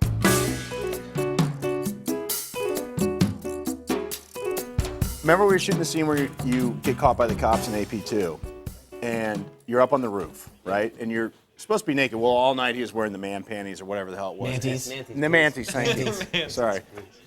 Is that the technical film term? Manties. Yes. And then the last shot was over your ass down to the cops, and the sun was coming up. We were actually, losing the dark, and the costume department hadn't put on the man panties in time, and the sun was coming up. And so Big Z just said, fuck it. Yeah, I remember you just said, fuck it, and you just ran, roll camera, Mark, ran out there totally fucking Free balling. Just like, the what's whole up? crew, like 100 people down below. You're like, and there he is in all his glory. Sun wasn't the only thing coming up. that was the sun. Exactly. That's Yeah, good. exactly. It's good. And we got the Smart. shot Right. because you just said fuck it and just ran out It there. was taking a long time, and I. Yeah. You know, And we ran out of time, and that was I was it. like, the more light I shed on this, the worse it's going to be for me. So let's fucking get it. So he had it nice over his ass, but the whole crew got a fantastic little moment with Jason Biggs. That's right. I was fucking cold too. Disclaimer: it was cold. It was cold. It was really cold. It's not on camera, but the crew knows Crew it was knew cold. it was cold. They knew it was cold. 100 They could tell. My phallic Yeah, 100 thermometer. people at least. Yeah. Got a full-on funnel. Nice. Yeah. It's pretty sweet. Remember Pie 2 where our stages were literally right next to Deja Vu? Fucking strip bar. Were they? Do you remember? That was there. Eddie remembers the most, I think. That's amazing. Eddie used to skip out on lunch and go. We were all there. Everybody was there. What do you mean, Eddie? I think it's funny to call a strip club Deja Vu. It's like, I have a strange feeling I've been here before. I've seen this girl somewhere. Oh, you'd be in there like, Tiffany, we need you on stage 2, and Eddie, you're ready for hair and makeup. Eddie's ready for you in hair and makeup. Everybody give it up for River. Meanwhile, Eddie, you're wanted on stage 1.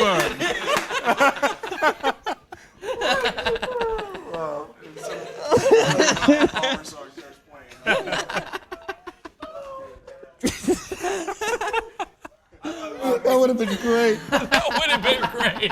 And he goes, it's my dream.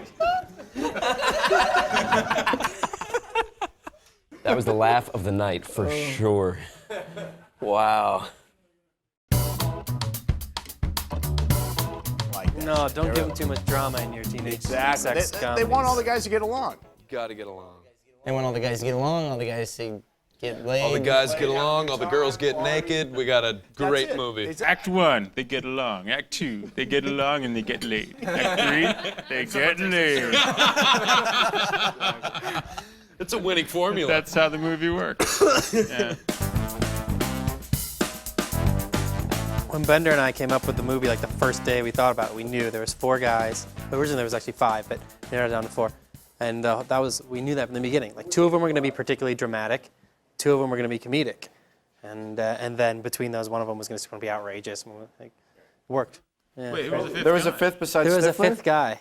No, Stifler was just Stifler. There was going to be. Under the table right now. I remember Come on out. He was involved. Skippy. There was originally 5 guys that were going to make the pack. What was the name of the 5th guy? Corey Feldman. Walk right into that one. Couldn't afford it. No, I'm serious. He passed. That's originally why I passed, because I heard Corey pass. Corey passed, and everyone's passing. Was it really a 5th guy? There was a 5th guy. What was the name of the character? Andy. Andy. Yeah, that sounds like a good guy to cut. And Biggs too. I mean, that's the right guy. Actually, Joseph should be here because he cast what, all the movies or the first 2? First two, and he was brilliant. I mean, he brought all you guys to our attention. I mean, you done Election, but it hadn't come out yet, so we got to see early video, and we're like, oh, we got to get this guy. Yeah. And Biggsy, you could have been. It could have been Jonathan Taylor Thomas instead of you. That's right. That's right. Yeah. Really though, it would have been a whole other fucking movie if JTT. All respect to JTT and everything, but it just would have been a different movie. Much love. But who were you going for Kevin? Because I came in like at the very, very end of your. No, I mean these are interesting conversations. No, it's fine. There are a few roles where it's like. Yeah, who passed so that Eddie could get the role? What? There are a few roles where we just couldn't find anyone who seemed right for it until like the last person who came in, and that was the case with you. It was like the last guy. You were the last guy who came in. It's like, oh, thank God, you know. And you know what? Like, if Universal had known in advance that it was going to make so much money, they would have never given us. None of you guys have been. If they would have known that like this was going to be a significant part of Universal's late '90s, but like they would have never. No. See, that's the great thing though. Is like. Right. What are we doing here? That's absolutely Why are we here? Where's the famous people? What the fuck is going on?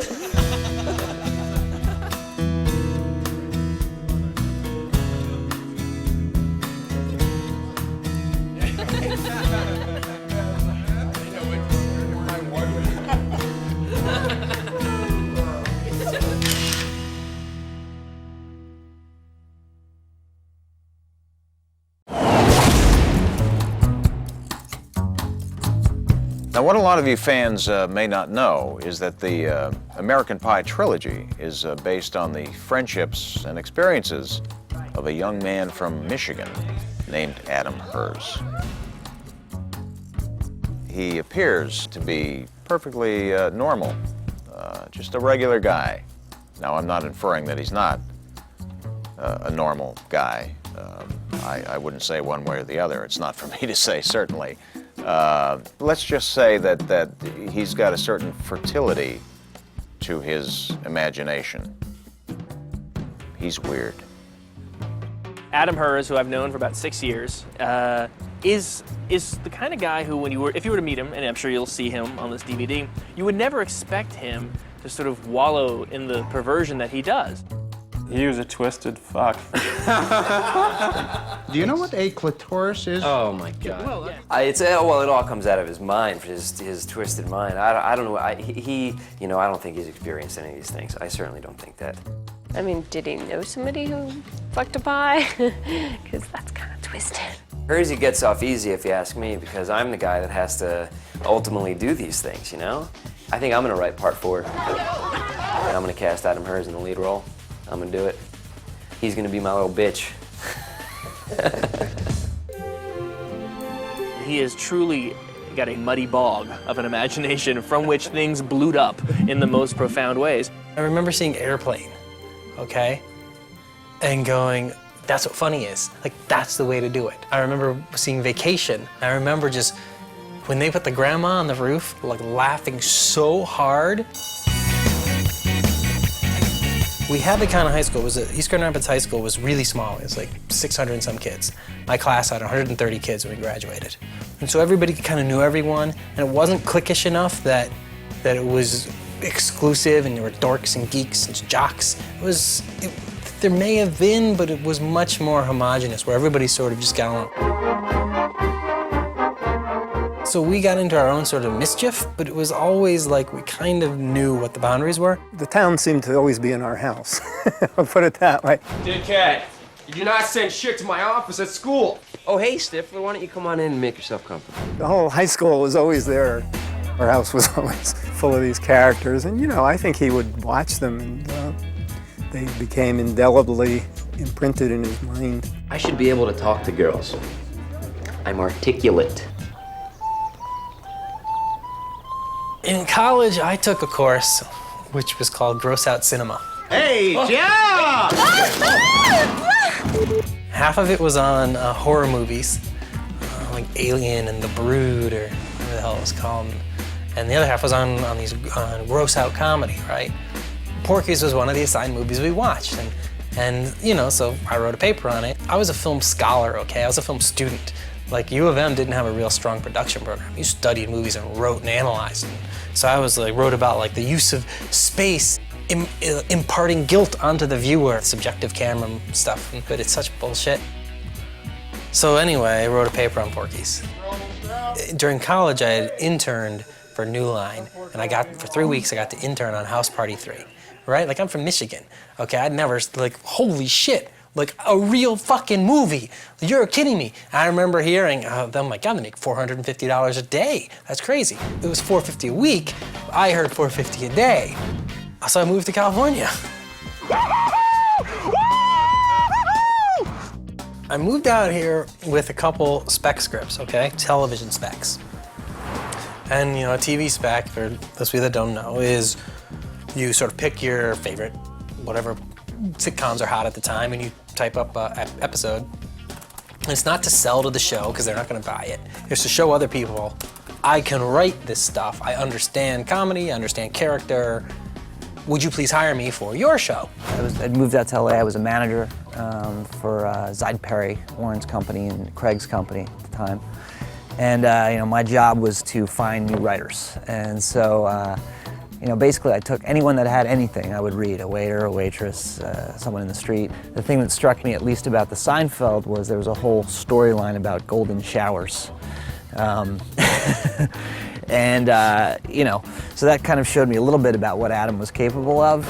Adam was just, how am I gonna catch a break? What am I gonna do? When we were trying to come up with something that would be a perfect first script for him, the idea was to kind of come up with something that had a bunch of characters, that had one goal. I said, well, I've always kind of had this idea to resurrect the movies like Porky's and Bachelor Party. What happened to those? Everyone can relate to that time in high school when it kind of hits them like, oh my God, what if I never lose my virginity? So Bender and I hammer out this is what's gonna happen.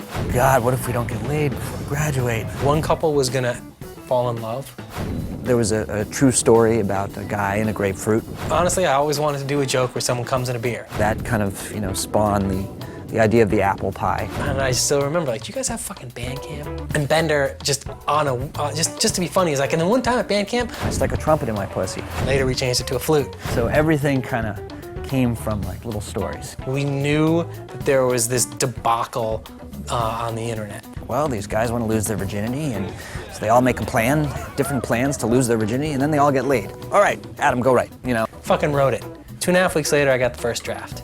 So when Adam started writing American Pie 1 and we started reading pages as they came in, part of me said, dude, where are you getting this stuff? And he began to tell me stories of his friends and some of the people that the characters were either initially based on or the aggregate of like 2 or 3 people that sort of formed Stifler. And I began to realize that he had the most twisted set of friends, but what was great about it is that they were all still friends, that they all still got together. So despite their mishaps and their foibles and the events that would have basically driven anyone else to suicide, they stuck together and they're still friends now. There was a bunch of titles. It was originally East Grand Rapids, or East Great Falls High.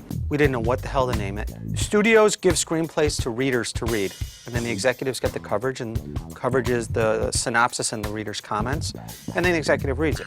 I just knew that the readers were going to hate this because it wasn't an art house movie, and I had to come up with a clever way.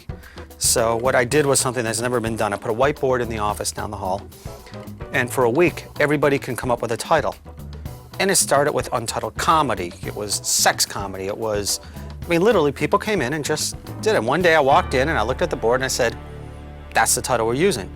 And the title of American Pie went out was Untitled Teenage Sex Comedy, which can be made for under $10 million, which readers will hate, but we hope you will love. And that was the actual title of the script that went out to the marketplace. And I'm dying, and I'm waiting. Ring, hello, hey Erzy, it's Warren, it's Bender, it's Perry. They're all conferenced in. I'm like, this is important. I'm like, you're gonna wanna sit down. It's like, okay, I'm sitting. And Warren goes, you just made $650,000. And I was like, are you kidding me? Are you fucking kidding me? Like, what? And he's like, yeah. He's like, if we make the movie, you'll get another $100,000. I was like, what? What do I have to do? He's like, you don't have to do anything. It's sold. It's done. So we were thinking, if American Pie was inspired by a real group of friends in a real town, why not check out that town and those friends? Check them out, have a good time, tell them I said hi, and thanks a lot.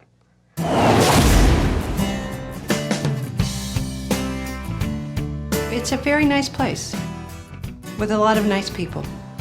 The students never leave. Once you move into East Grand Rapids, you never leave. You are a part of it forever. Adam, that is a real kind of scene. When you see those guys together, they are as close as brothers. Almost every character was someone that was in the school or a combination of someone that was in the school. Yeah, they're real people, they're real kids. I will always be proud of Adam. He's just, he's made us all proud here in Grand Rapids. He always had this look on his face like, well, I don't know, what's going on? What's going on? But really, underneath it, Adam knew everything that was going on. He was watching everybody, he was observing. He took my daughter to the senior prom.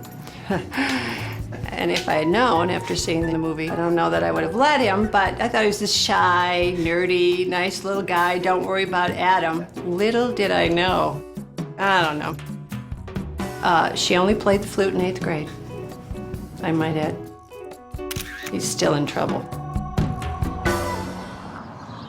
Several years ago, I get a telephone call from Adam Hers from Hollywood, California, said he wrote a movie, and what I'd like to know if we can use your restaurant in the movie.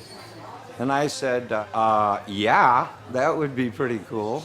And he said, what we'll do is we'll take pictures of the restaurant and then build a set that looks like the restaurant on the studio set. Cut. This was a place that Adam and his buddies used to hang out all the time. Here is the truth on who the characters are based on. They're all based on people that exist, but you don't really take a person and then turn them into a character. That's why it works, is you're taking a part of everyone and just blowing it up into a character trait. Guess I'm probably Jim. Jim, I want to talk about masturbation. Jim was naughty like Jim, but that Jim was smart like Adam. James, you're very good in the world history class, yes? Me? Yeah, yes. No, yes, I am. Well, Stifler is based on a real person who isn't here today. No way. But He's still alive, though. I mean, he had like this 15-year-old porn, so we'd put it in every single lunch. We watched it every single lunch. And we thought it was called Trashy Lady. Stood up in front of the class, picked his nose, had the booger, whipped it, and landed on this girl's face. God, he ended up dating this girl that he threw the booger on. When he was driving on the shoulder at like 90 miles an hour? Pull over on the shoulder, go to the trunk, grab more beer out, get back in the car. I mean, we never even hit the lanes, you know? We're just driving on the shoulder the whole time. Latin was a big thing in high school. We all basically copied each other's homework quite frequently. Finch, you got the Latin homework? Oh, canis meus id comedy, huh? It means my dog ate it. It's Latin. It's a joke. Right. All the parents would always ask, who was the mom at the cottage? Yeah. Was that Mrs.? Stifler's mom. We're giving out these stories about us, but I think a lot of the perversion in these characters came out of Adam. I mean, the guy's not here, and we gotta bust him, because... Do you think he really did the pot? Well, Adam always seemed kind of clumsy with the women, so that fits his part. But he got laid anyway. Right. But I just don't think it went very smoothly. I have a friend, Steve French, who, and originally his name was French, who sort of marched to the beat of his own drum.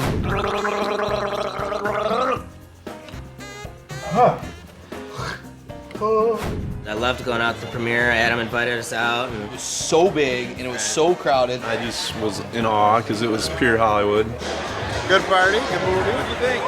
could be the best one yet. It was surreal. It was just like, I can't believe, you know, this is happening, that, you know, stuff that we did is other people across the country are watching it, laughing hysterically. I always thought we were kind of funny, but, you know. Yeah, exactly.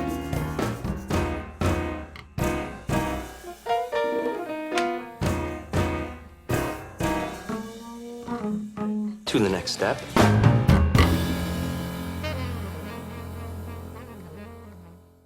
I think I bring new meaning to the word cool, honey. This is just bad reception, honey. Respect my hairy ass. What's that? Keep it real, homies. Hey, Mr. and Mrs. Flaherty, I presume. Well, lunch is served. This is the talking spot. We've had a few chats right here in this bed, and it's good times. These little sexual debacles should not get you down. Yeah, this is where Eugene Levy has shared some of his comedic genius with us. I've tried to keep up with Eugene Levy, and he made the both of us look good. Let's put it that way. Oh, he's always ready to study. He's a real bookworm, this kid. Dad? I mean, he's not one of those nerdy guys, but... Dad. When I read the part, I thought it was a little too far out for me. I got to page 20, and by that point, you know, there was already an erection, there was already an ejaculation, there was already somebody, you know, drinking it, and I'm thinking maybe it's me. I don't know. Maybe there's something about it. I'm not tweaking to. I don't think so. My manager, to this day, I think one of the greatest things he's done was he hounded me to go in and take a meeting. He just said, you know what, you're the only adult in the movie, you know, just go in and take a meeting. I said, well, what's the point? I wouldn't get, I don't think I would go and see this movie. I really don't. We'd grown up watching him on Second City television. And the first thing I said to Paul and Chris Weitz was, I said, look, I have a problem with the role of the father. It was a little crass as written and a little dunderheaded. They said, what do you want to change? I said, well, I kind of want to, I'd like to change everything. Eugene really came in, though, and just made the character his own. I want to make this guy a really a well-meaning father, a real do-gooder. I want to make, you know, I want him to be totally supportive of this kid. And they said, well, do whatever you want to do. We improvised. Literally, what we filmed is what we improvised in rehearsal a week before. I really don't need you to sit here and talk to me about clitoris. This is not easy. Come on. And you know what? Okay. You know what? I'm sorry. I'm sorry. Okay, I I'm sorry. apologize. I'm sorry. When Jason and I got to the set, there was no script for our scenes, you know, for the like for the bedroom scene or the magazine scene, and you know, we just kind of went through and did what we did a week before, and that gave it a kind of a really loose, you know, almost improvisational kind of feel to the scenes. The whole groin area is the primary focus in a sexual encounter, sexual episodes. I want to just open up to the center section. The pictures are bigger. Well, this is basically the female form. This is the female form. This is the female form. And it worked so well that they added scenes in the movie because the relationship seemed to be funny and meaningful and heartfelt. But he can't help but be funny. This is that he contains that, and yet he's always concerned about some scene. I'm not sure we got the. Did I do a fairly good impression of? It's a perfectly normal thing. I'm not embarrassed. I am. It's a perfectly normal thing. It's the attitude that he's established, you know, who this guy is. He's so uncomfortable in his own skin that it's just like, ouch, you know. And Eugene just will try out, you know, which of these words makes this line funnier. Well, I'd have to go, it's a beautiful place right on the lake. Too bad you can't golf. And you're right on the lake? It's too bad you don't fish. Honey, Huh? Michelle wants to talk to you. Is fish funnier or golf? Too bad you can't fish. Oh, well, we're sorry. Yeah, You see, we're so sorry, but you see, my son couldn't leave it at home because he's got a bit of a medical. Can we just start once more from the top, please? No, it's all right. I was putting myself to sleep, and I was getting. I feel very close to Jason, and I do have this kind of father figure approach when I'm around him. You know, I feel protective. All right, won't you get the pants? No, don't. Just here. Let me get the shoes. Okay. Okay, and just make believe you don't know me. You know, the more we have worked over these, you know, 3 movies, I mean, this film in particular, An American Wedding, I feel we've got such a great relationship. I actually do feel like I'm working, you know, with my son. I probably called you in. I probably asked you to come into my room to have this chat. Oh, yeah. I'd probably just come here and, yeah, you know. If it doesn't look strange, it's fine. I don't think it looks strange. No. The closer we're together, I think the better it kind of plays. These things kind of play better when when there's not too much distance. So you can still be there. Well, why don't you try that? Let's run it from here and just see how it feels. And action. Not that I don't love her. I mean, I know that I do. Yeah. You know what? It's just this is just pre-wedding jitters, son. Yes. So. You know, marriage. It's now and forever. Yeah. Marriage. It's so it's so brutal. Permanent. Permanent, right? I mean, honestly, now let me ask you something, Dad. Would you have passed up sex with Nadia? Why, did she say something? Yeah, hypothetically, Dad. Oh, hypothetically? Well, I mean, you know, I'm a married man, son. I'm not. Well, okay. Well, what if you weren't? Well, there's an age thing. I mean, she's a college girl. Okay. Well, what if you were a college guy? In a heartbeat, yes. Yes, but she's a college girl. Well, if you were a college guy. In a heartbeat. Oh yeah, yeah. You know, what you're feeling here, Jim, you know, these fears about the marriage, I mean, this is all perfectly normal, perfectly natural for a young man to feel this. Marriage is, you know, it's a tricky little number. It's like a brain. It's, you know, on the outside, not much happening, but inside, sparks. And a lot of, you know, interconnecting things. Marriage is not about. It's not so much about sex. And by that I mean, you know, an animal, lust. You know, it's not about kinky sex games. It's not so much about who's the dog and who's the fire hydrant tonight. It's not so much about... Marriage is not about animal lusting and kinky sex games. It's not so much about who's the dog and who's the fire hydrant tonight. Your mother, bless her, can still make me squeal like a pig on some nights, and it's just, and I mean that in the good sense, son. I'm not, you know, this is not some, you know, not in a, you know, kind of that hip-hop kind of a thing. I'm not, but you know, I'm sure you know what I'm saying. Yes, I think I do. Okay, well, see you at the party. Okay. Good. This feels good. But do you follow what I'm saying? You understand where I'm going? Do I think I... Anything else you need? No. No, that's... Anything I can do.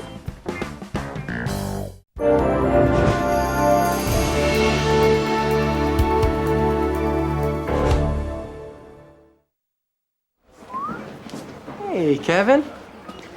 You seen Shipwreck lately? Why? What did you do to him? Me? Nothing. It's time for a teen movie to come out that does not hold back on things and does not, you know, try to depict this picture of teenage life as, you know, as being rated G, which it's not. To me, the film is an honest portrayal of what high school was like. Joni, was that you? Though I don't really remember high school that well, nor did I attend that often. But I assume that for many people, this was what high school really seemed like.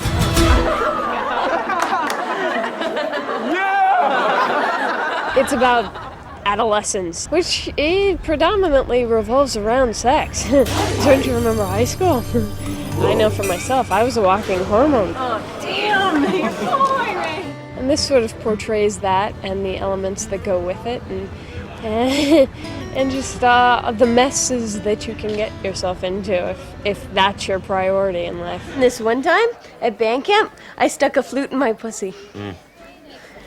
Which at that age, I think sex is the priority in life, especially for boys. Vicky, Jessica, great to see you. Glad you can make it.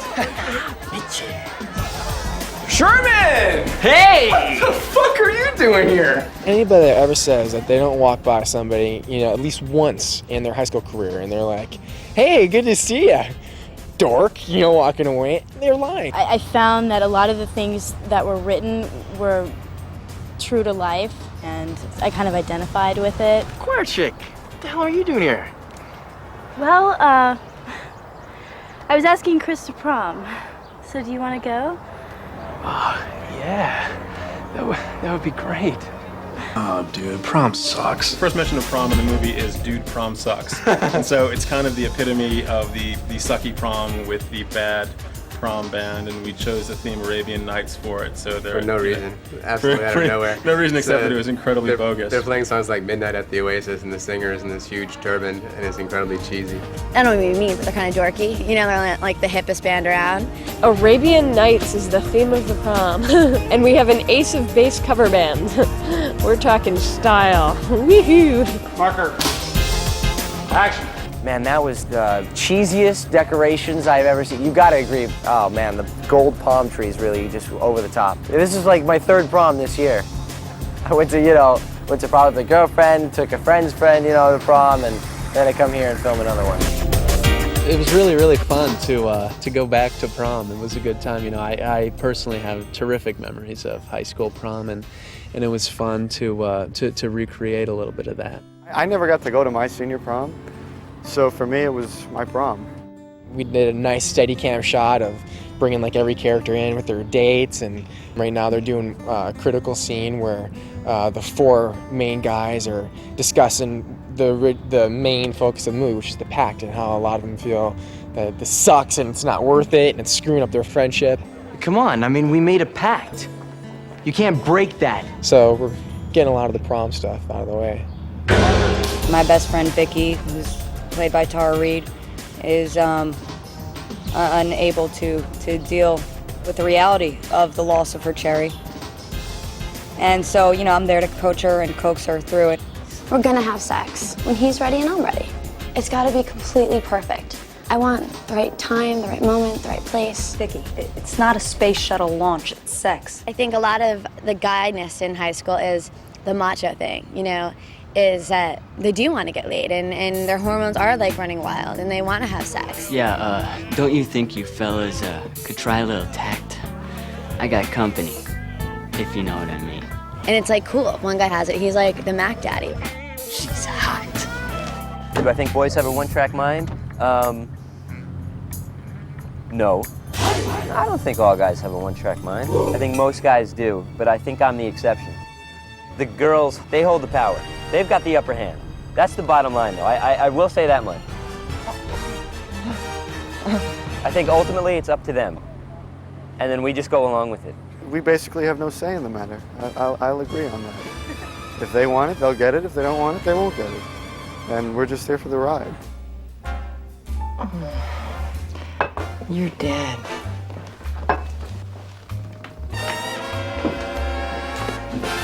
You think girls mature faster than boys? Duh, no. Please.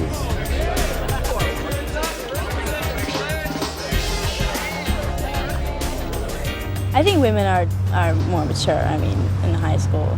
Maybe that's why the younger girls get the older guys, or maybe it's just because the older guys can't get the older girls, I don't know. Girls know exactly what they're doing, you know. I think they go to some kind of like private little school where they know what guys think, and they, you know, they play it off a little bit and they act like they don't know and they play the game. They know everything about us. Give them some space to laugh, so you do. At first I was very curious to see how it was going to work. I've never worked with two directors before. I was curious and at the same time excited and at the same time a little skeptical. Any skepticism that I might have had has been completely erased. They work so well together, and because they're brothers and they're so close that it just adds to the mix. It's just from having grown up together and from sharing the same sense of humor, we have a sort of semi-telepathic communication, so we don't disagree too much, and when we do, we try to keep it away from other people so that they Yeah, don't. absolutely. And we usually say cut at exactly the same time. Sometimes it just takes a glance to realize that we need another take or that something's not quite right or some nuance that we want it differently. But generally, we try to work as quickly as possible and not be infuriatingly slow in disagreement. I wouldn't have known they were first-time directors. You know, well, maybe I would because they're so polite. I tend to love first-time directors. They're really patient and really willing to work with the actor, and they take the time out, and they are so calm. These guys are great.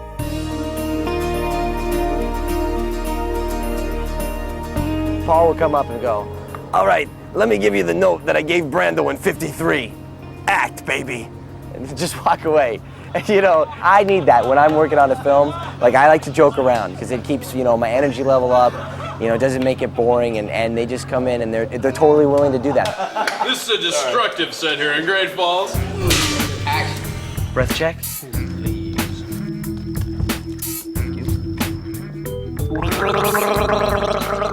The guys hang out in a junky hot dog place called Dog Years. Do you think she would prefer laid back Jim or cool hip Jim?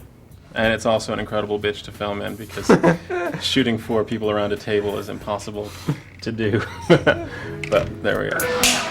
I ate about 58 hot dogs.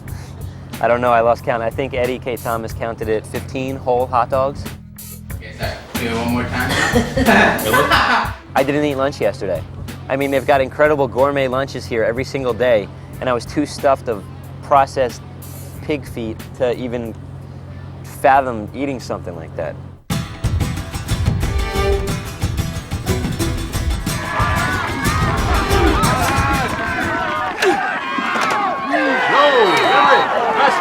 There was a big lacrosse theme and several lacrosse scenes in this movie. Do I turn around or something like that? No, this is... So there was a lot of brutal hitting, and I gotta say that Chris Klein, who was a former quarterback in high school in Nebraska, took a bunch of hits that day.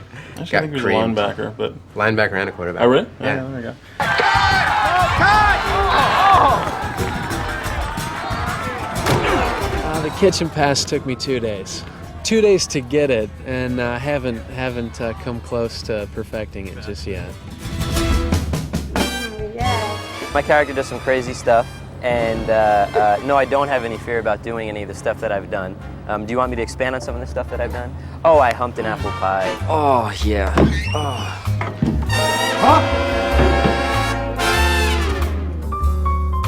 Shrimp? It's not what it looks like. I dance naked. No, I looked at it like this. The stupider I looked, the stupider I felt, the more embarrassed I was, is probably the funnier it's gonna look. So that's how I looked at it, and I just went in there and I just said, hey, it's gonna be funny. You guys are gonna fuck, aren't you? Fuckers! Fuckers! Fuckers! Fuckers! It's an R-rated fuckers, script, fuckers. and it's an R-rated movie. Out. And being a teenager is very R-rated.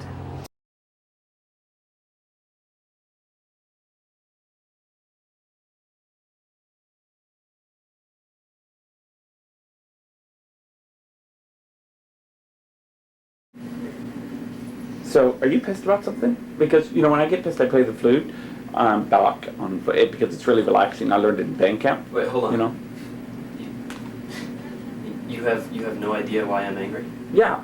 I mean, it's because we have a big test tomorrow, right? Because I get really cranky when I have a big test to study for, you know? So. Yeah. yeah, that's pretty much it. Yeah, I thought so. Because, you know, one time when I was at camp and I had to What's your study- name? Michelle. Okay. Michelle, do you want to be my date for the prom? Really? You seriously want to go with me? Yeah, seriously. And we could go to Stifler's party afterwards, right? Brian Stifler, we go to that? Yeah, but whatever you want. Really? Because that would be so cool. We're gonna have so much fun, like I was saying in band camp, you know? It's like, yeah.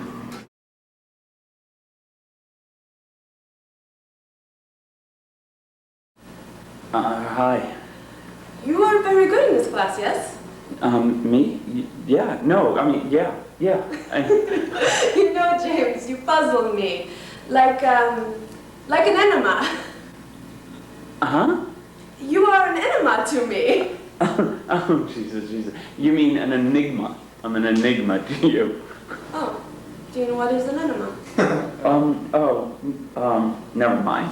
Did you have something you wanted to ask me? I thought maybe you could help me with my studies.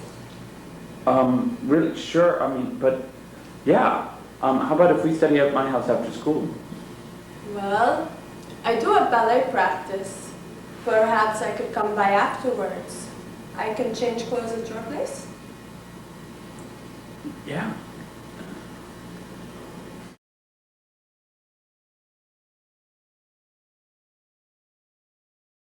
The end of the story is, what, you had to kiss a guy for 20 seconds? Yes, and he was such a dork. And everybody was laughing at me, but I didn't care because it was so funny. Okay, I get it. Oh, and this one time at band camp, I stuck my flute in my pussy. Huh? Excuse me? What, you don't think I know how to get myself off? Hell, that's what half of band camp is, sex ed. Well, so are we gonna screw soon? Because I'm getting kind of antsy. Huh? Well, come on. Like you have a shot with anyone else? I saw you on the net. Why do you think I accepted this date? You're a sure thing.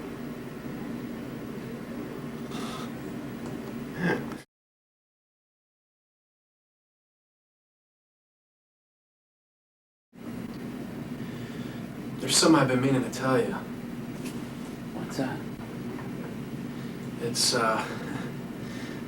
gonna sound really bad, but I want you to know. See, well,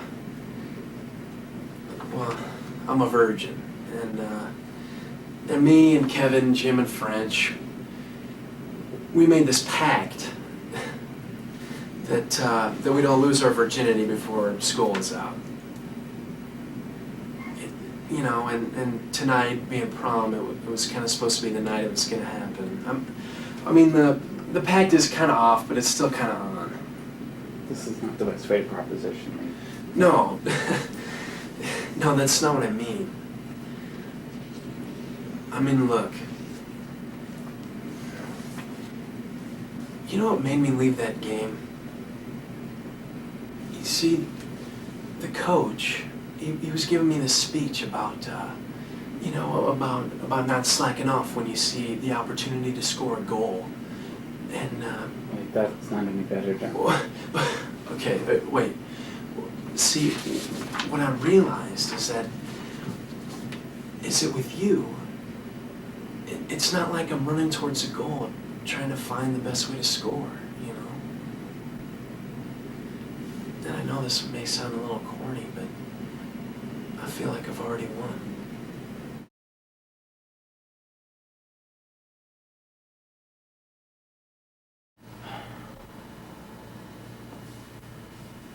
All right, I got an idea, but you guys can't laugh.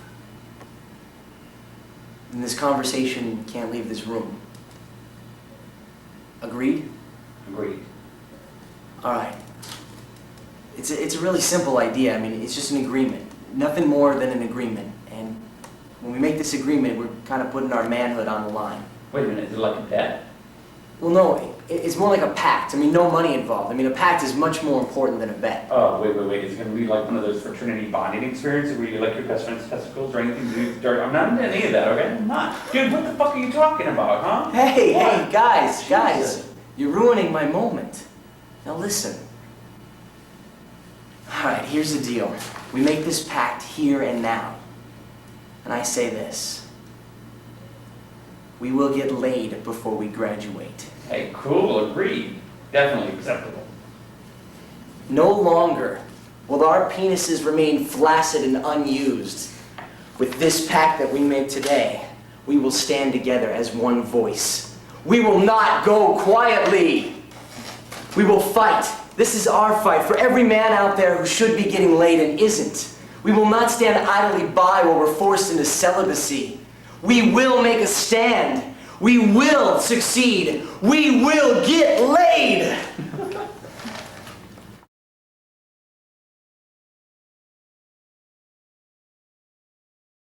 This is Eddie K. Thomas. Great. Okay. Hey, French, get to the bathroom right now. Easy, Tiger. What's in there? No, just go. Why is this? Listen to me, okay? You're gonna shit in your pants. Yeah, haha. Yeah, no, haha. Listen, Stifler slipped some sort of laxative in your mochaccino or something, and it's really fast acting. I mean, really fast.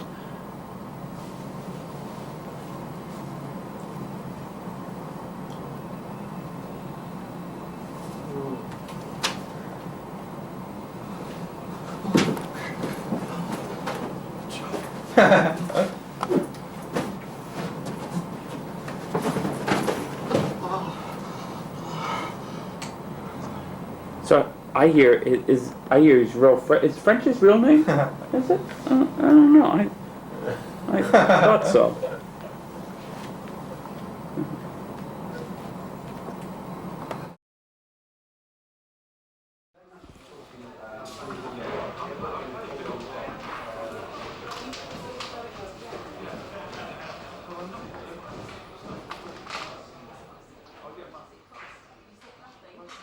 I'm Paul Weitz. I'm Chris Weitz. Our background is that, for starters, we're brothers, but we started writing screenplays together about 8 years ago. So as long as we've been actual compensated writers, we've worked together. I mean, I worked as a journalist before that, and Paul worked as a playwright. And Chris was set to go into the diplomatic service, the United States diplomatic service, and he'd passed the entrance exam, but there was a year waiting period to get assigned somewhere. So during that year, we wrote a ridiculous screenplay, and managed to get someone to pay us to write another, and so never looked back after that. We were very lucky to be able to make a living at it.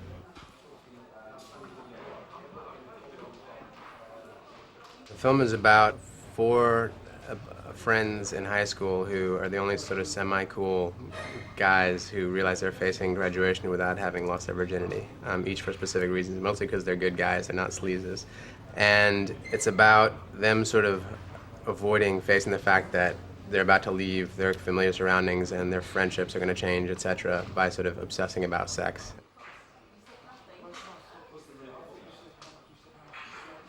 We really wanted to try to get some of the texture of friends hanging out at a certain time in their life, right before they're about to all part and go their different ways. And in terms of influences, I mean, aside from the obvious influences in the movie, we were very influenced by Diner, which is really about sort of male friendship and just sort of about affection between friends and how much people will do to cover it up. So they're all sort of slicing on each other all the time and making fun of each other, but there's also a real core of friendship there.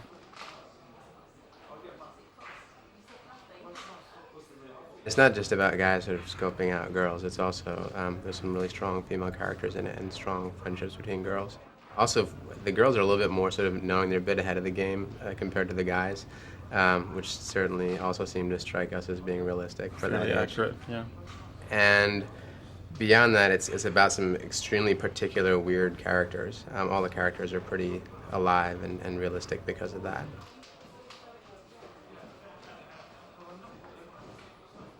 Eddie K is similar to Finch in that he's extremely individualistic, sort of, he has an odd, in the best sense of the word, feel about him. Finch is sort of an oddball, idiosyncratic guy, but also Eddie K is an incredible physical comedian, and he had to do all these ridiculous sort of physical comedy during the movie. So he has a little bit of like Charlie Chaplin about him, actually.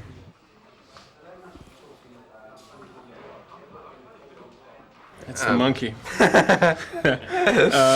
Well, it's pretty edgy. I mean, it breaks taboo in a few instances, and it's very broad, pretty raunchy at times. But at the same time, it's not just for pure shock effect. I mean, there's some pretty extraordinary things that happen, but it's all, I think, contained within this believable stratum of kids of that age. So that you identify with the characters enough to enjoy just their personalities, but when something outrageous happens, you can also in some way connect it to your own experience. And that doesn't sound very funny, but it is. I think the characters were written really honestly and with the right amount of jerkiness. I mean, there's one fellow, Sherman, who sort of launches the whole plot by lying to his friends that he's become a man at this party. He pretends that he slept with this girl and keeps needling these guys about how he's a man and they're not. And then by the end of the film, you realize that he's lied and he gets humiliated at the prom. I think that there's a huge amount of cynicism in it. Yeah, so it's reasonably true to life. That's why I think people will laugh eventually, if they do.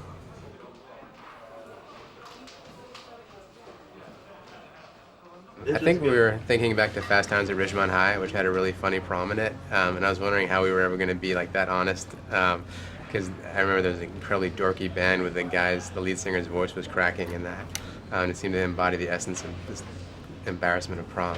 But we were really happy with how this one turned out. And for our characters, prom is the kind of crucible of their, sexual escapades. It's the night when they think all of them might just have a shot at getting to that next stage. So they're all freaking out, especially the couple that have been together for a year and have decided that, okay, tonight, she tells him, tonight we're going to do it. And while he's been sort of hoping for this moment for the whole last year, when it really comes to it, he's incredibly scared because he doesn't know what's going to happen emotionally.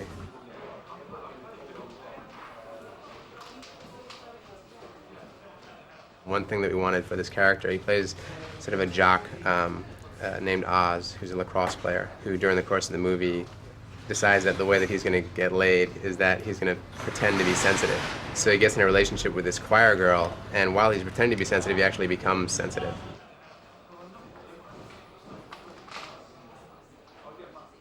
I think Sean's the guy who's going to really bust out of this movie. I think everyone's going to do really well from this movie, but Sean has done such a fantastic job. He's an incredibly kinetic actor, and he plays this character Stifler who could be so amazingly dislikable if he weren't so funny. And Sean just plays him with incredible panache. I mean, there's no other way to describe it. He just bursts with energy, and every take he gave us was different and added something new and interesting.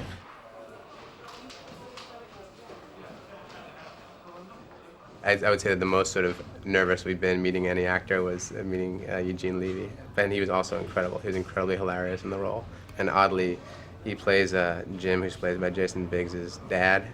they actually looked like each other, and there was a scene where he walks in on Jason doing something like fairly horrendous, and their reactions when we cut them together were exactly the same, like their mannerisms and their stuttering, like they played off each other, so it was like father and son.